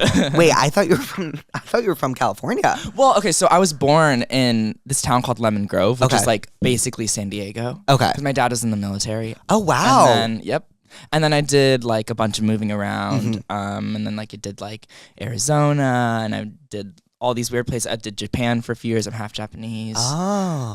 And then I went to Texas. How was Japan? How was living in Japan? I mean, I was like 3, so Yeah. I don't really remember. I'm also like the worst Japanese person. I don't speak that much Japanese. I speak the vocabulary of a 3-year-old because that's what I remember. That's what you remember. I know, like My not friend that. just went to Japan and she got back and she started crying because she was so depressed to be back. Yeah. That- It's actually unlike anywhere else on earth. You should go. Have you ever seen the show Girls on HBO? Yes, I just watched it. No, I just you watched didn't. it The entire this thing? year. Okay, I'm like season 4. Oh my God, Conan, you need to get to season 6. Wait, where she goes to Japan? Yes. Oh damn, then I am season 6. I'm No, that's deep season in- 5. Sorry, okay, that's yeah. season 5. Season 6, there's this one episode you will die. I just know your Cancer moon will die over. Okay. It's called Panic in Central Park. Uh-huh. It's like, do you know what like a capsule episode is? No. So it's like an episode where it just focuses on Marty or it Right. just focuses Right. on Hannah. Okay. So the episode Panic in Central Park just focuses on Marnie, and that's all I'll tell you. Okay. It is incredible. I do have trouble with that show though, because Tell me. I watch it like kind of, when I'm like doing things. Yeah. There are times with that show where I'm like, God damn. Like, can you just make one person likable? I know. Just for 1 second. Like, give me some faith. I know. Like, I need a little faith. You want to know my toxic trait? What's yours? I love all of them. I mean, I love all of them because they're like people. Right, they're people. They're people. They're not like character. They're people. So like they have all these like sides to them. But then sometimes I'm like, do you see yourself in any of them? I've actually never thought about that. Maybe I'm a little bit of Soch. That is amazing. Who are you? I'm Hannah. Yeah. yeah. I'm Hannah. Yeah. I'm Hannah, and I'm unapologetically Hannah. Yeah. I feel like you put a little earbud in your ear and you shoved it in there. Oh my god, that scene. That episode. I have OCD, and that scene traumatized me as a kid. I was like, this is some shit I would fucking do. Yeah, I know, and then she does. Yeah, the other one. And then Adam comes and runs and saves her. Oh, Adam. Oh, Adam. But Adam is so messed up. Are you, what part of Adam? Oh God. Are you there Are yet? you going to spoil me right now? No, but you need to keep watching. Okay. I mean, he has troubles. Has he seen not Mimi Rose, but has he seen someone else? He's seen Mimi Rose. He hasn't seen someone else. Ooh. He hasn't. Oh God. You need to watch. I'm scared. You must watch. I hysterically sobbed. Also, the soundtrack of that show is so good. So good. So good. Damn. Okay, well, honestly, I think it's time we intro our first segment. You seem like a really happy person, so I don't know how this is going to go. But is there anything you're therapist about this week or today? Ooh, therapist about. Well, I drove like an hour to get here. Lately, I've had this like, oh God. I've had this kind of like new irrational fear of dying on the road. Mm-hmm. I don't know, and maybe I watched too many movies. It's also the first time in my life this is the first time in my life where my life has been good enough for me to be afraid of dying. Oh my God. You know what I mean? That's why you're an artist, okay? Because what? But you know, I like for so long, because I was severely depressed as a child. Mm-hmm, I was too. like suicidal as a child. Oh. Did you ever do this thing? Wait, maybe we can talk about this. Okay, tell me. Can we talk about this? Can we talk about suicide on here? Yes, it's Therapuss. As a kid, I want to see if you've done this too. Okay. As a kid, I would intentionally every single time cross the road without looking in hopes that a car would hit me. I do that today. Exactly. Yes, I do that today. Because I was also raised really religious. Really? So my parents told me, oh, like, you can't kill yourself or you won't go to heaven. That's what I was told. So I was like, okay, so I just have to die accidentally if I'm going to get this done. So I would just confidently walk into every time. My thing was like at the doctor, they would be like, how many times have you thought about suicide? And I'd be like, a few. At least one. My mom would be like, what? And I'd be like, just a few. I'd be like, but I don't mean it, like, obviously, but like, I'm thinking about it. But I'm thinking about it. Have you ever heard the song Happy and Sad by Casey Musgraves? Yeah, I just listened to her album, the new one, on the way here. Thoughts? So good. So good. So good. The Architect? The Architect. I mean, Deeper Well itself is so good. So good. I also love the first one, Cardinal. Cardinal was the one I couldn't get into. Really? How weird. I like the like Fleetwood Mac. I know. It's very Fleetwood Mac-y. I think it'll grow on me. My favorite, I mean, I really feel like albums are coming back in the sense that like people are listening to albums again. Like they're like letting, my favorite part about like an album is like when you first listen, and I think we've kind of lost our way with it because we love reaction videos so much and we love people reacting to albums. But I think part of a really good album is letting like the music hits you kind of like a wave and then you like get up for air and then like the second wave hits you and like it really like you're supposed to let the music wash over you. And I almost feel like that's coming back a bit. Yeah. I'm also just exhausted by how much music there is all the time that like now I need to just like not listen to anything and just like put on one album and just like let it go. Right. Because it's just, there's too many options. There's too many decisions to make. I need like one artist who I cling to with all my heart and soul and then just kind of not listen to anything else. That's me with Ariana Grande right now. Yeah. Oh, that album's good. That album is good. Good. And I wasn't expecting it to be, I mean, obviously Ari's Ari and I knew it was going to be amazing, but like I haven't felt that way really about like a song since like Billy did Happier Than Ever. Yeah. I remember like when Billy did Happier Than Ever, I made every single person come to my room because we were on vacation, listen to the song. And that's exactly what I did with We Can't Be Friends. Yeah. Because I was like, this song has changed my life. So good. So good. I mean, I don't know why no one's talking about True Story. I love True Story. I love True Story. And Very the bass is like, boom.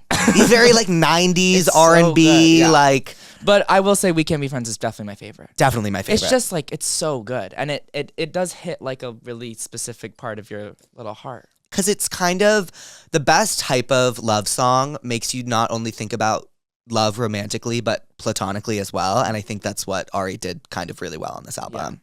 Yeah, and you can tell that she really wrote a lot. She really put everything out there. It was really Yeah, I didn't know she was a songwriter like that. She's a damn good songwriter. Did you see she posted this voice notes yesterday of her, like, I love when artists do this, when they like post when they get the beat and they're like humming to it and singing to it and the beat, and she did it yesterday for We Can't Be Friends, and you heard it from like the na na na na na and to like when it actually became the lyrics, and I thought it was so cool. It's a weird thing. Like songwriting is just like there's no explanations for it. It just kind of happens, doesn't it? It's When so did weird. you start writing songs? I was 11, and I started writing songs because I saw this video of Adele singing. Do you know her song Daydreamer?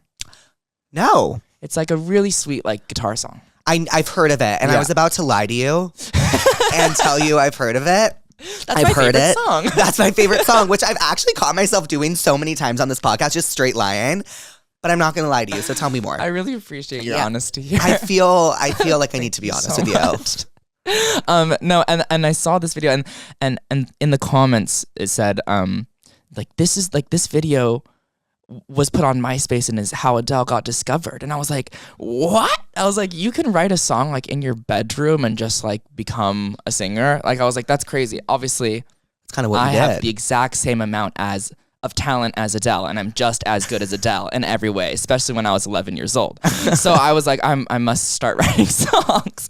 So then I just did, and they were so interesting in the beginning because what do you write about when you're 11? Right. So they were like all like songs like about like kids from school or like my parents or like moving. I moved a ton when I was a kid. And it's really funny, but yeah. I think my favorite stuff you write about and what always really resonated with me just as like a gay kid was that like I always felt like I was, no pun intended, people watching. Yeah. I really did. And like I think that's why Heather struck a chord with so many people, because I feel like I was always falling for the straight guy and it was just never happening. Painful you know what experience. I mean? What's your favorite song you've ever written? Ooh. I mean, it's like your favorite thing is always like the latest thing that you did. I mean, I can't lie. That's how I am. And I really love Ali Rose. I think it's It's amazing. Thank you. It's amazing. Thank you. I don't know. Yeah, I really like it. I mean, I'm listening to it right now because like it just came out and like I don't know. I just like it. So that's my favorite. But I would say, I mean, like there's a lot of artists who like hate their biggest song. I fucking love Heather. I love Heather.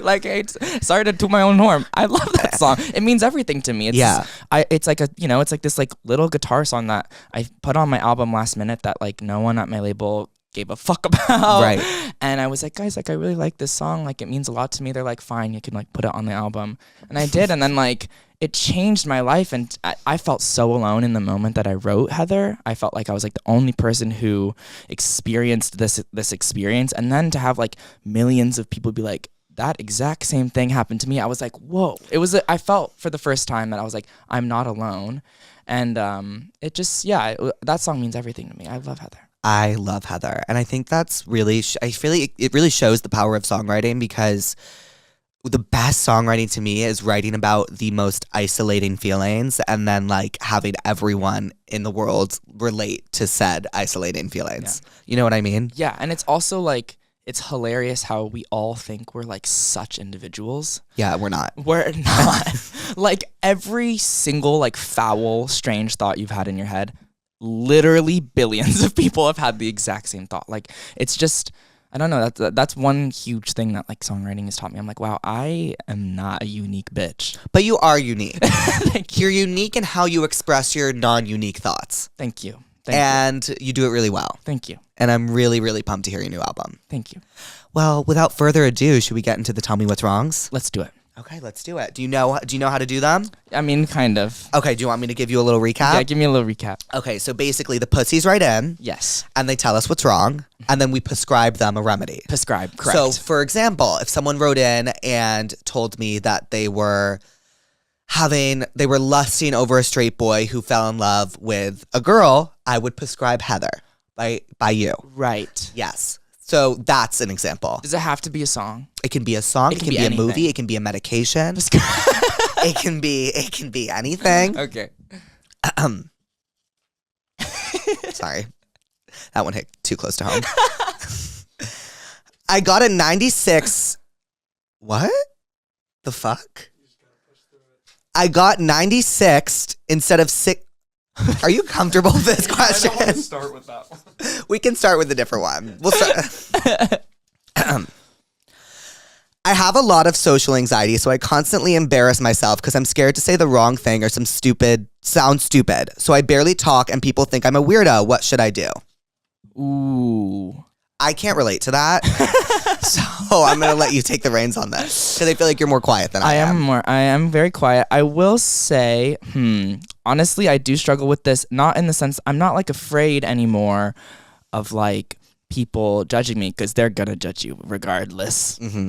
That's just the truth. But I also, I saw this like Instagram picture that was like, of the girl's actress, who's the one that goes to rehab. What's her name again? Jessa. What's My her? queen. What's the actress's name? Jemima Kirk. And it was like this like post that was like I struggle a lot with like anxiety, like whatever. And she wrote, I think you're just thinking about yourself too much. Yeah, she's everything. Have you seen the one where they're like, are you queer? And she goes, fuck it, sure. Fuck it, sure. Like, but I do think like as I get older, you know, now that I'm 500 years old, I do realize like there's just like, yeah, people are going to judge you regardless, and they're going to think whatever they're going to think, and they're also not going to think that much. Like, they're just going to do whatever. I would prescribe you a little rejection therapy. Ooh. I think you have to, like, put yourself out there, get rejected a few times, and find out that it's actually not that bad. Right. Like, the worst that someone can say is, fuck you, I fucking hate you, I hope you die. And then you're like, oh, God. And then you're like, okay. And then you move on. I totally agree. I don't have trouble being quiet, but I do have trouble with rejection. And I think what I've learned from like putting myself out there is that what you shouldn't do is put yourself out there and then mold yourself based on people's reactions. But that's what I did for like at least 21 years of my life. And so I would recommend staying away from that. And also what I would say is that everyone is thinking about themselves more than they're thinking about you. Absolutely. Which is something I wish I learned way sooner. That is like the biggest life lesson, isn't it? Everyone is thinking about themselves so much that they're not thinking about you. Right. Like it's just, and you yourself are the example of it because you're like, oh God, right. About all these judgments, and everyone else in the room is thinking the same thing. So it's going to be okay. And then like it's like, and like you might feel like all eyes are on you when you walk into a room, and like sure they might be on you for 5 seconds, but no one's going to continue thinking about you for 5 seconds. You're just walking into a room. You know what I mean? Yeah. So I would prescribe the movie Mean Girls. And let me tell you why. Because Katie Heron also struggles. She's a little awkward. And she molds herself to be what she thinks people want her to be. And she ends up losing all her friends and losing herself in the process. Mm-hmm. And by the end, she finds herself. So watch Mean Girls, take that lesson, and speak up. Speak up. Oh, all my friends' hookup counts are so high. And whenever they talk about it, I get so uncomfortable because mine is significantly lower than all of theirs. I just don't know where to find people to hook up with nowadays, and I can't realistically seem to find a boyfriend. Oh, wow. This is a very real thing because also, you know, I think everybody goes like through their developments in life in such different paces. Right. I didn't have my first kiss till I was like 20 years old. Me too. So like, take your time, babe. Yeah. It's fine. Everyone develops in different rates, and like, you know, life is not like this like constant uphill battle. I will also say, I personally, like, I'd much rather just hook up with nobody and kiss nobody than Force a bunch of people that I don't fucking like. Right. And so it's not about like the count. It's about like, like what makes you happy. I know. It's so hard in the moment because I've totally been there. And I remember like being so desperate for a first kiss that when I eventually had one, it was so unfulfilling. So unmiraculous. It was so unmiraculous. Like, that was it. So unfulfilling. And I feel like I've tried to make, because I'm such a control freak, make every like milestone and like romantically happen. And like if you do that, it's never gonna happen. It's never gonna happen. And that's something I've learned a little too late. Yeah, I think the more you try to like force things to happen too, like the harder it gets. You just gotta like live your life, like treat yourself with some kindness. Everyone moves at different paces, and hopefully first kiss is good, but it's not gonna be what Mine you was think so it bad. is. Yeah. Mine What was your first kiss? It was from Grindr, and it was in my dorm room at 2 p.m. on a Wednesday. classic. It was horrible. What was yours? A Wednesday can change a life. Yeah, it changed mine. My first kiss was drunk under a tree. Oh. Yes. I get drunk like once a year. Weird things always happen. Yeah. I get drunk more than once a year for sure, but weird things do actually happen when I Always. get drunk. And I've needed to reel it in because I'm on a lot of meds and that does not work with the other stuff I put in my body. Little cocktail in there. No, does not work. Little JakeShane cocktail. Ooh. What's your favorite cocktail? I like a gin and tonic. Oh, What about you? I like a Red Bull vodka. Oh my God, Red Bull? Wait, you know what we need to talk about? Red Bull, nobody knows the flavor. No, it's amazing though. The flavor is Red Bull. The flavor is Red Bull. But we don't know what the It's flavor like cherry, sugar, gasoline. water. I'm going to prescribe to this girl, not a Red Bull vodka. I'm going to prescribe, what's the movie? The 40-Year-Old Virgin? Oh. Is that it? I'm going to prescribe the 40-Year-Old Virgin. Because you could be 40 and a virgin. Just be grateful you're not. Yeah. I'm going to prescribe the movie 17. Okay. Zac Efron? Edge of 17. Oh, Not just okay. 17, Edge of 17 with Haley Steinfeld. Love Haley Steinfeld. Love Haley Steinfeld. Blessings to Haley Steinfeld. But I think it's a good coming of age movie that reminds you that everything takes its time.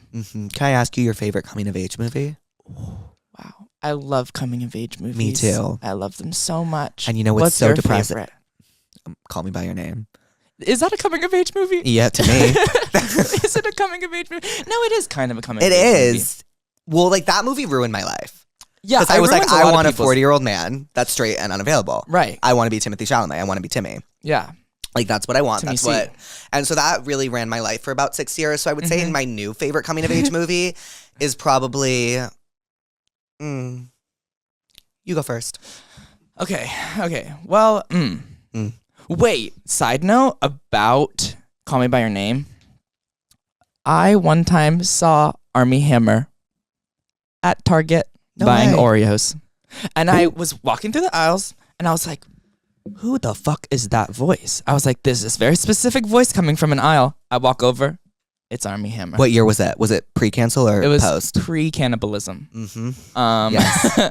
And I was like, whoa. And then I moved on. Ugh, Army. My favorite coming of age movie, which is maybe my favorite movie of all time, is Good Will Hunting. I've never seen it. Oh no. I gotta sit you down. I know. I think I need to be cultured, you guys. I haven't seen Dirty Dancing. I haven't seen Good Will Hunting. I haven't seen Edge of 17. Yeah. It's like a very it is definitely a coming of age movie, and it's also about like the fear of love. Okay. And there's this like really great scene where like he's like dating this girl and this girl's like, just like let me love you. Like, and he's like, I can't, I'm scared. And it's like it's so real. Oh God, it's so good. Ooh, maybe I'll watch that. It's a really, really good movie. And it's Robin Williams as well. Ooh. And isn't it Matt Damon and Ben Affleck? Exactly. You know that was their first movie together, I think. I know, and they wrote it. What? And they won an Oscar for it, right? Yeah.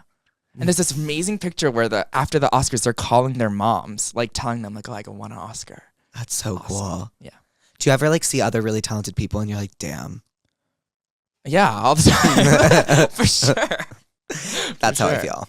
I think my favorite coming of age movie, I mean, I love Perks of Being a Wallflower, but I'm also just like lying and saying that to you because it's the only one I can think of right now. But that's a really good one. It's a good one. That's a really, really good one. It's a good one. I also personally love number 2, The Princess Diaries. I love The Princess Diaries. The Princess Diaries, and number 2 is good too. 1 and 2 are 1 and good. 2 are great because Anne Hathaway eats every time. She eats every time. And did you know that the first Princess Diaries are produced by Whitney Houston? I did know this. Like what? I did know this. Oh, I want to dance with Oh, I wish I could Mia sing. Thermopolis. My other favorite coming of age movie, and you might be like, what the fuck are you talking about, is The Godfather. What, you ask? That's not coming. What, you ask? I will tell you. Mike comes of age into the Godfather role. And he is the Godfather. That's true.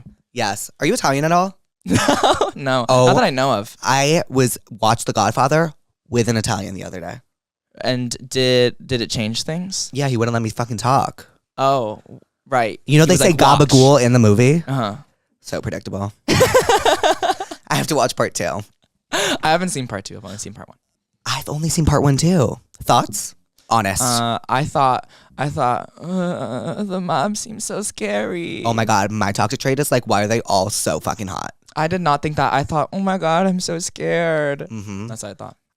My thought was like, oh my god, if this was me and I was in the 1970s, I would be. So do you remember the character that was like the lawyer that like kissed ass to the Godfather and like did whatever he wanted and then like got booted out at the end? Me. Oh, that's what you want to be. Yeah. I would just be like kissing ass and be like, wait, you're so right about everything. Like, oh my god, like, Yeah. wait, you look so good in this suit right now. Oh, Godfather. Have you seen Goodfellas? No. Oh my god, that's my other favorite coming of age movie. These aren't coming of age movies.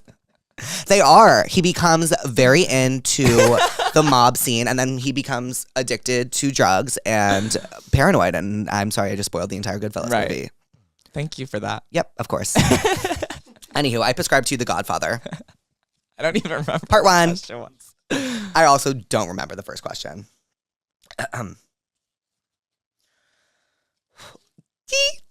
I love stuff like this. Okay. I blacked out and accidentally fucked my coworker of 5 years who has a girlfriend. Ugh.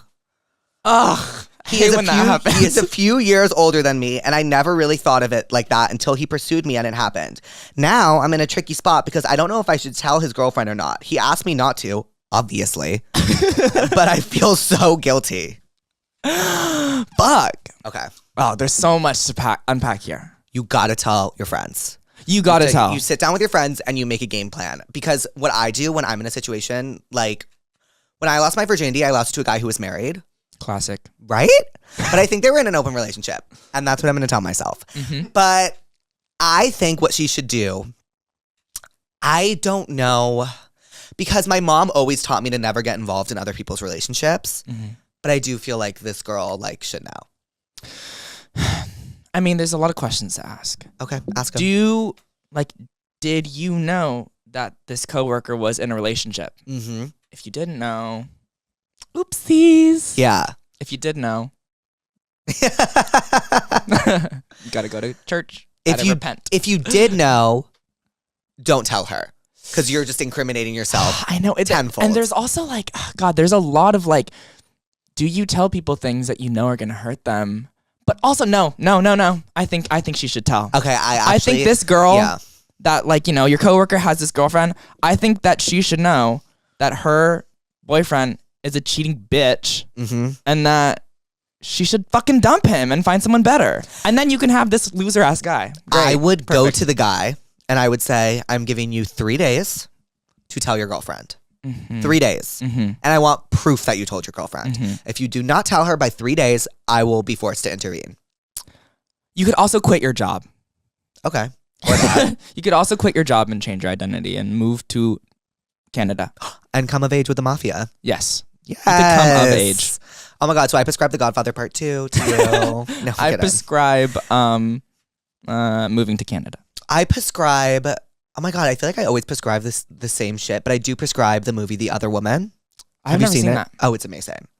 It's with Cameron Diaz, Kate Upton, Leslie Mann. Classic. It's amazing.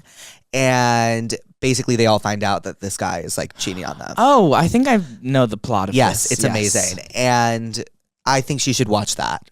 Don't they like join forces? Yes. Yeah. So maybe you and the girl can join voices. Forces. Voices. I like have a speech impediment when I enter this room. It's really I went home with a sorry, girl. This is more interesting. I went on a trip with my best friend and she literally left me in a hotel by myself and just used the trip as an excuse to see this guy she was texting. I would be so upset. I would be livid. I would never forgive that friend, personally. Never. You do crazy things when you're in love, but this is unacceptable. The power of friendship is so valuable. I think the power of friendship is really important. And I think that this girl, if you easily forgive her, will not learn her lesson in that she will continuously put other guys over you. Yeah. And that's not fair. Yes, there's nothing I hate more than people who, the second they enter a relationship, just fuck Disappear. off the planet. It really bothers I'm like, me to no you end. never liked me. You Ever. just liked having company. Like, you just needed someone to bother you while you're waiting to go find some dude. I never even thought about it that way. So lame. Oh my God, I thought about it like they're going to miss me so much. No. Guess not. I'm like, you didn't even give a fuck about me. Fuck. So that's fucked up. But it also depends, how long have you guys been friends? Sounds because like a while. If this is like a siblings thing, then like it's family. And I also like, I will say, like, you know, people make mistakes. If this is like the first time she's done this and she's like learning and she like fucked up, that's okay. People make mistakes. But if this is like the 10th time she's done this, what the fuck? Right. Move on. You know what I prescribe? What? Have you ever seen The White Lotus season 1? Yes. You know the scene where she's like, who are you texting? She's like, my mom. That's what this is giving. Because Right. she leaves and fucks the hotel worker. Yes. So I prescribed The White Lotus season 1. And also maybe having a conversation with your friend and telling her she's a BF, bad friend. Yeah, I prescribe a long text message. Oh, are you a fan of those? Love a long text message. I hate It never works. Really? It never works. It never works. Guys, phone calls are kind of the only way to really get it done, but sometimes it opens the conversation. Right. I prescribe a long text message with a call me. Let's work this out.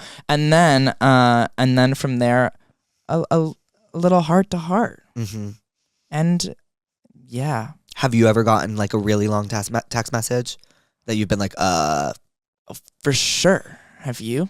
not for a while. It's a good thing. I don't remember the last time I got a long text message like that, and I don't want to. They're scary. When you see it, you're like, huh. No, it's a shot to the heart. Oh my God, I want to throw up. You know what's worse though? What? Can we talk?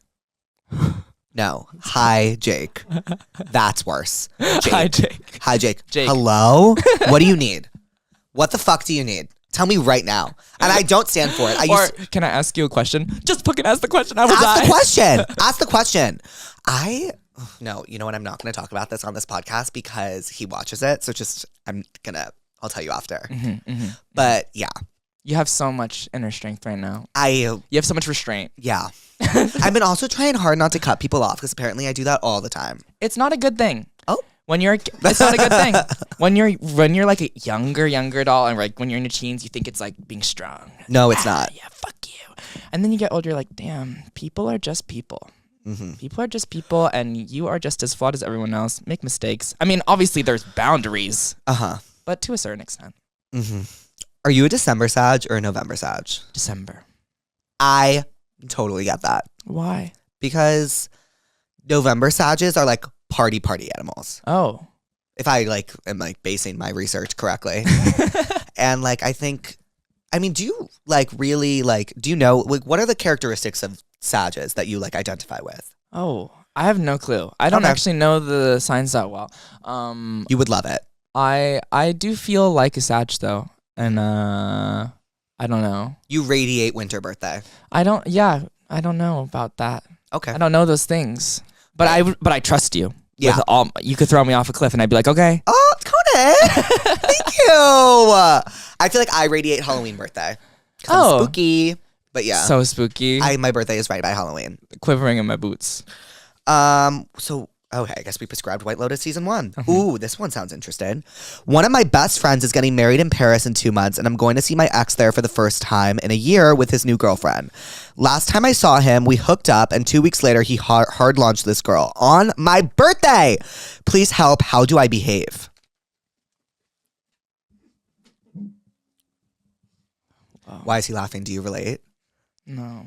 Shut the fuck up. Do you relate? No. Ooh. Ooh.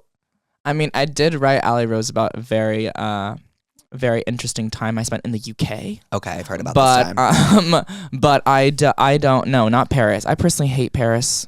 Really? City of shit. Why? I'm kidding. I'm kidding. No, it's fine. Paris is fine. Love you, Paris. No, I don't know. This is a tricky situation. I think maybe I try these days to not take things so personally. Even the ending of a relationship? Yes.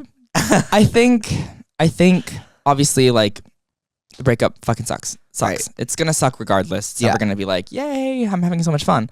I think that the after events probably had nothing to do with you, in the sense that like probably like this guy who you were dating probably already knew this girl and like was doing some fucked up shit and just was like switch, and that it probably had nothing to do with you as a person and had everything to do with him as a person, and what his morals and how he treats people. I think she asked how she should behave, and I think she should behave like he doesn't live in the city.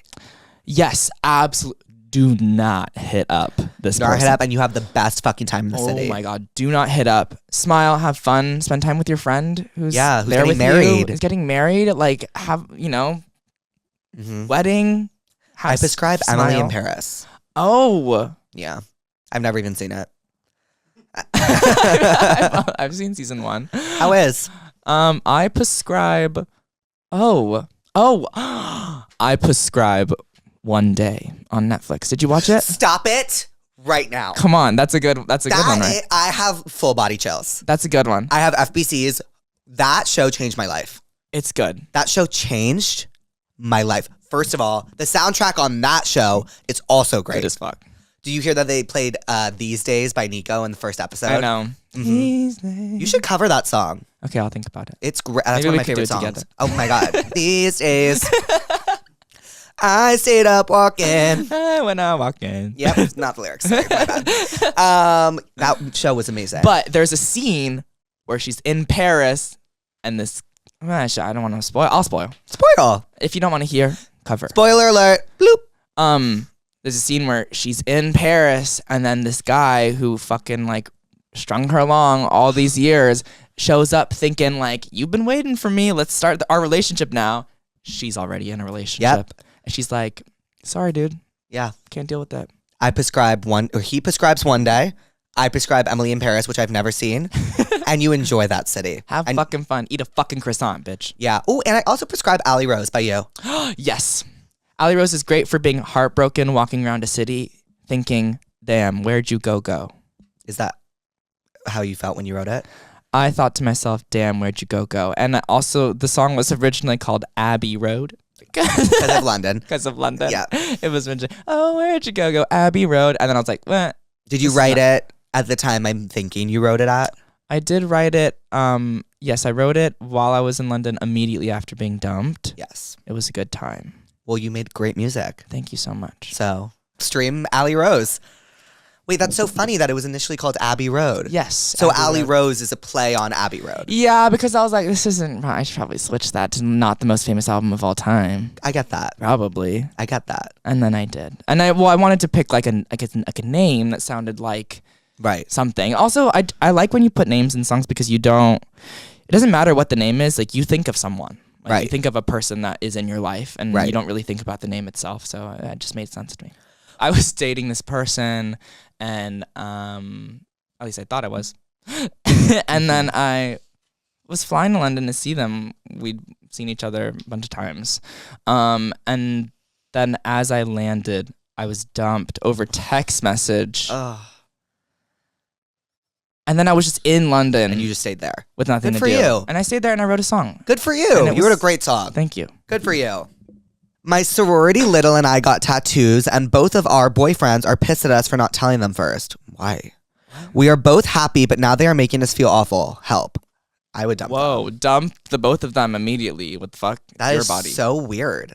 Ew, I hate men like that. That's disgusting. I think that's so weird. I hate guys that are like so weird about their partners, like what drugs they do, what they drink, what tattoos. I just think it's like, I'm assuming it's like a full face tattoo. Yeah. Right. Big, little. And that's your right. My cousin kept flirting with me at family reunions. Ew. You Alabama. guys, what is going on? And last night at dinner, he brought me into the kitchen and asked to kiss me. IDK, what to do? Okay. What? We need to have a serious talk, because what the fuck are you doing? Your cousin? This is devastating. I don't even know what to prescribe. I actually... What's a TV show or a movie about a cousin? Okay. Oh my God. I would prescribe Sweet Home Alabama with Reese Witherspoon.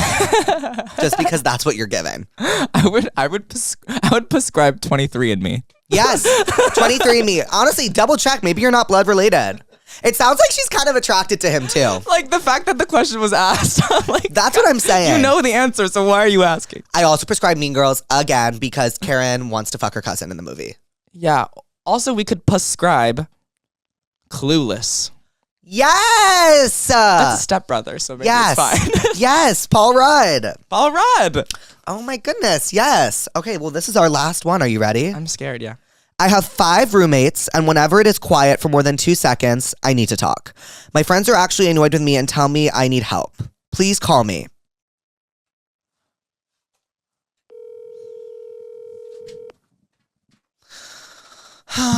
Queen, you didn't answer. You didn't answer. I'll shoot you a text. Hi, it's JakeShane. Call me back. Love you. Okay, back to the question at hand that I can't give you advice on over the phone. Oh, yay! Hi, girl. Hi. It's JakeShane. Oh my god. Oh my god. Jake. Oh my god. Oh my god. Oh my god. I literally was like, who is calling me? I'm calling them back. Oh my god. How are you? Oh my gosh. I'm good. How are you? I'm here with Conan Gray. Say hi, Conan. Hi. Oh my gosh. Hi, Conan. What's Did you ever tell me what's wrong? Yes, I did, and I'm here to give you advice. Oh my god. Thank you. Wait, so I have a lot of roommates too, and I also need to talk at all times. And that's just Okay, same. That's just who you are, and you need to accept that. Exactly. Okay. And if they're annoyed with you, that's just because they love you. Exactly. I love the episode with you and Kennedy. Really, just like. Oh, I will tell her you said that. I listened to it and I was like, oh my god, like that just reminds me of like me and my friends too. Like, it was Oh, just so funny. thank you. Wait, what was your name? I didn't even catch your name. My name's Gretchen. Gretchen? Gretchen, that is so fitting that I've called you in this episode. I've prescribed Mean Girls twice. Oh my gosh. Yes. Is your I hair need to so watch it big now. and full of secrets? Of course. Ugh, I love you. Do you want to say hi to the pussies? you too. Do you want to say hi to the Oh my pussies? God, hi, pussies. Yes. Gosh, I can't. Oh my god. Oh my God, Gretchen. I hope you have the best day ever. Wait, thank you. You too. Oh. You're the best. Love you. Love you. Love her. Love. Gretchen. I could hear you talk all day long. Yeah, she's so full of joy and so full of love. Talk to us. Okay, Conan, what did we learn today? I think we learned that The Godfather is a coming-of-age movie. Yes, it is. And we learned that, that's it, actually. Okay. We learned that The Godfather is a coming-of-age movie. I think we also learned that if you're depressed, just make a song about it. Or walk out into the street. Mm-hmm. Well, Conan, thank you for being here. Thank you for having me. I'm so excited for your new album. Thank you. And your upcoming tour. Yes. It is going to be amazing. I will be there. Thank you. Conan, I love you. I love Thank you. Thank you.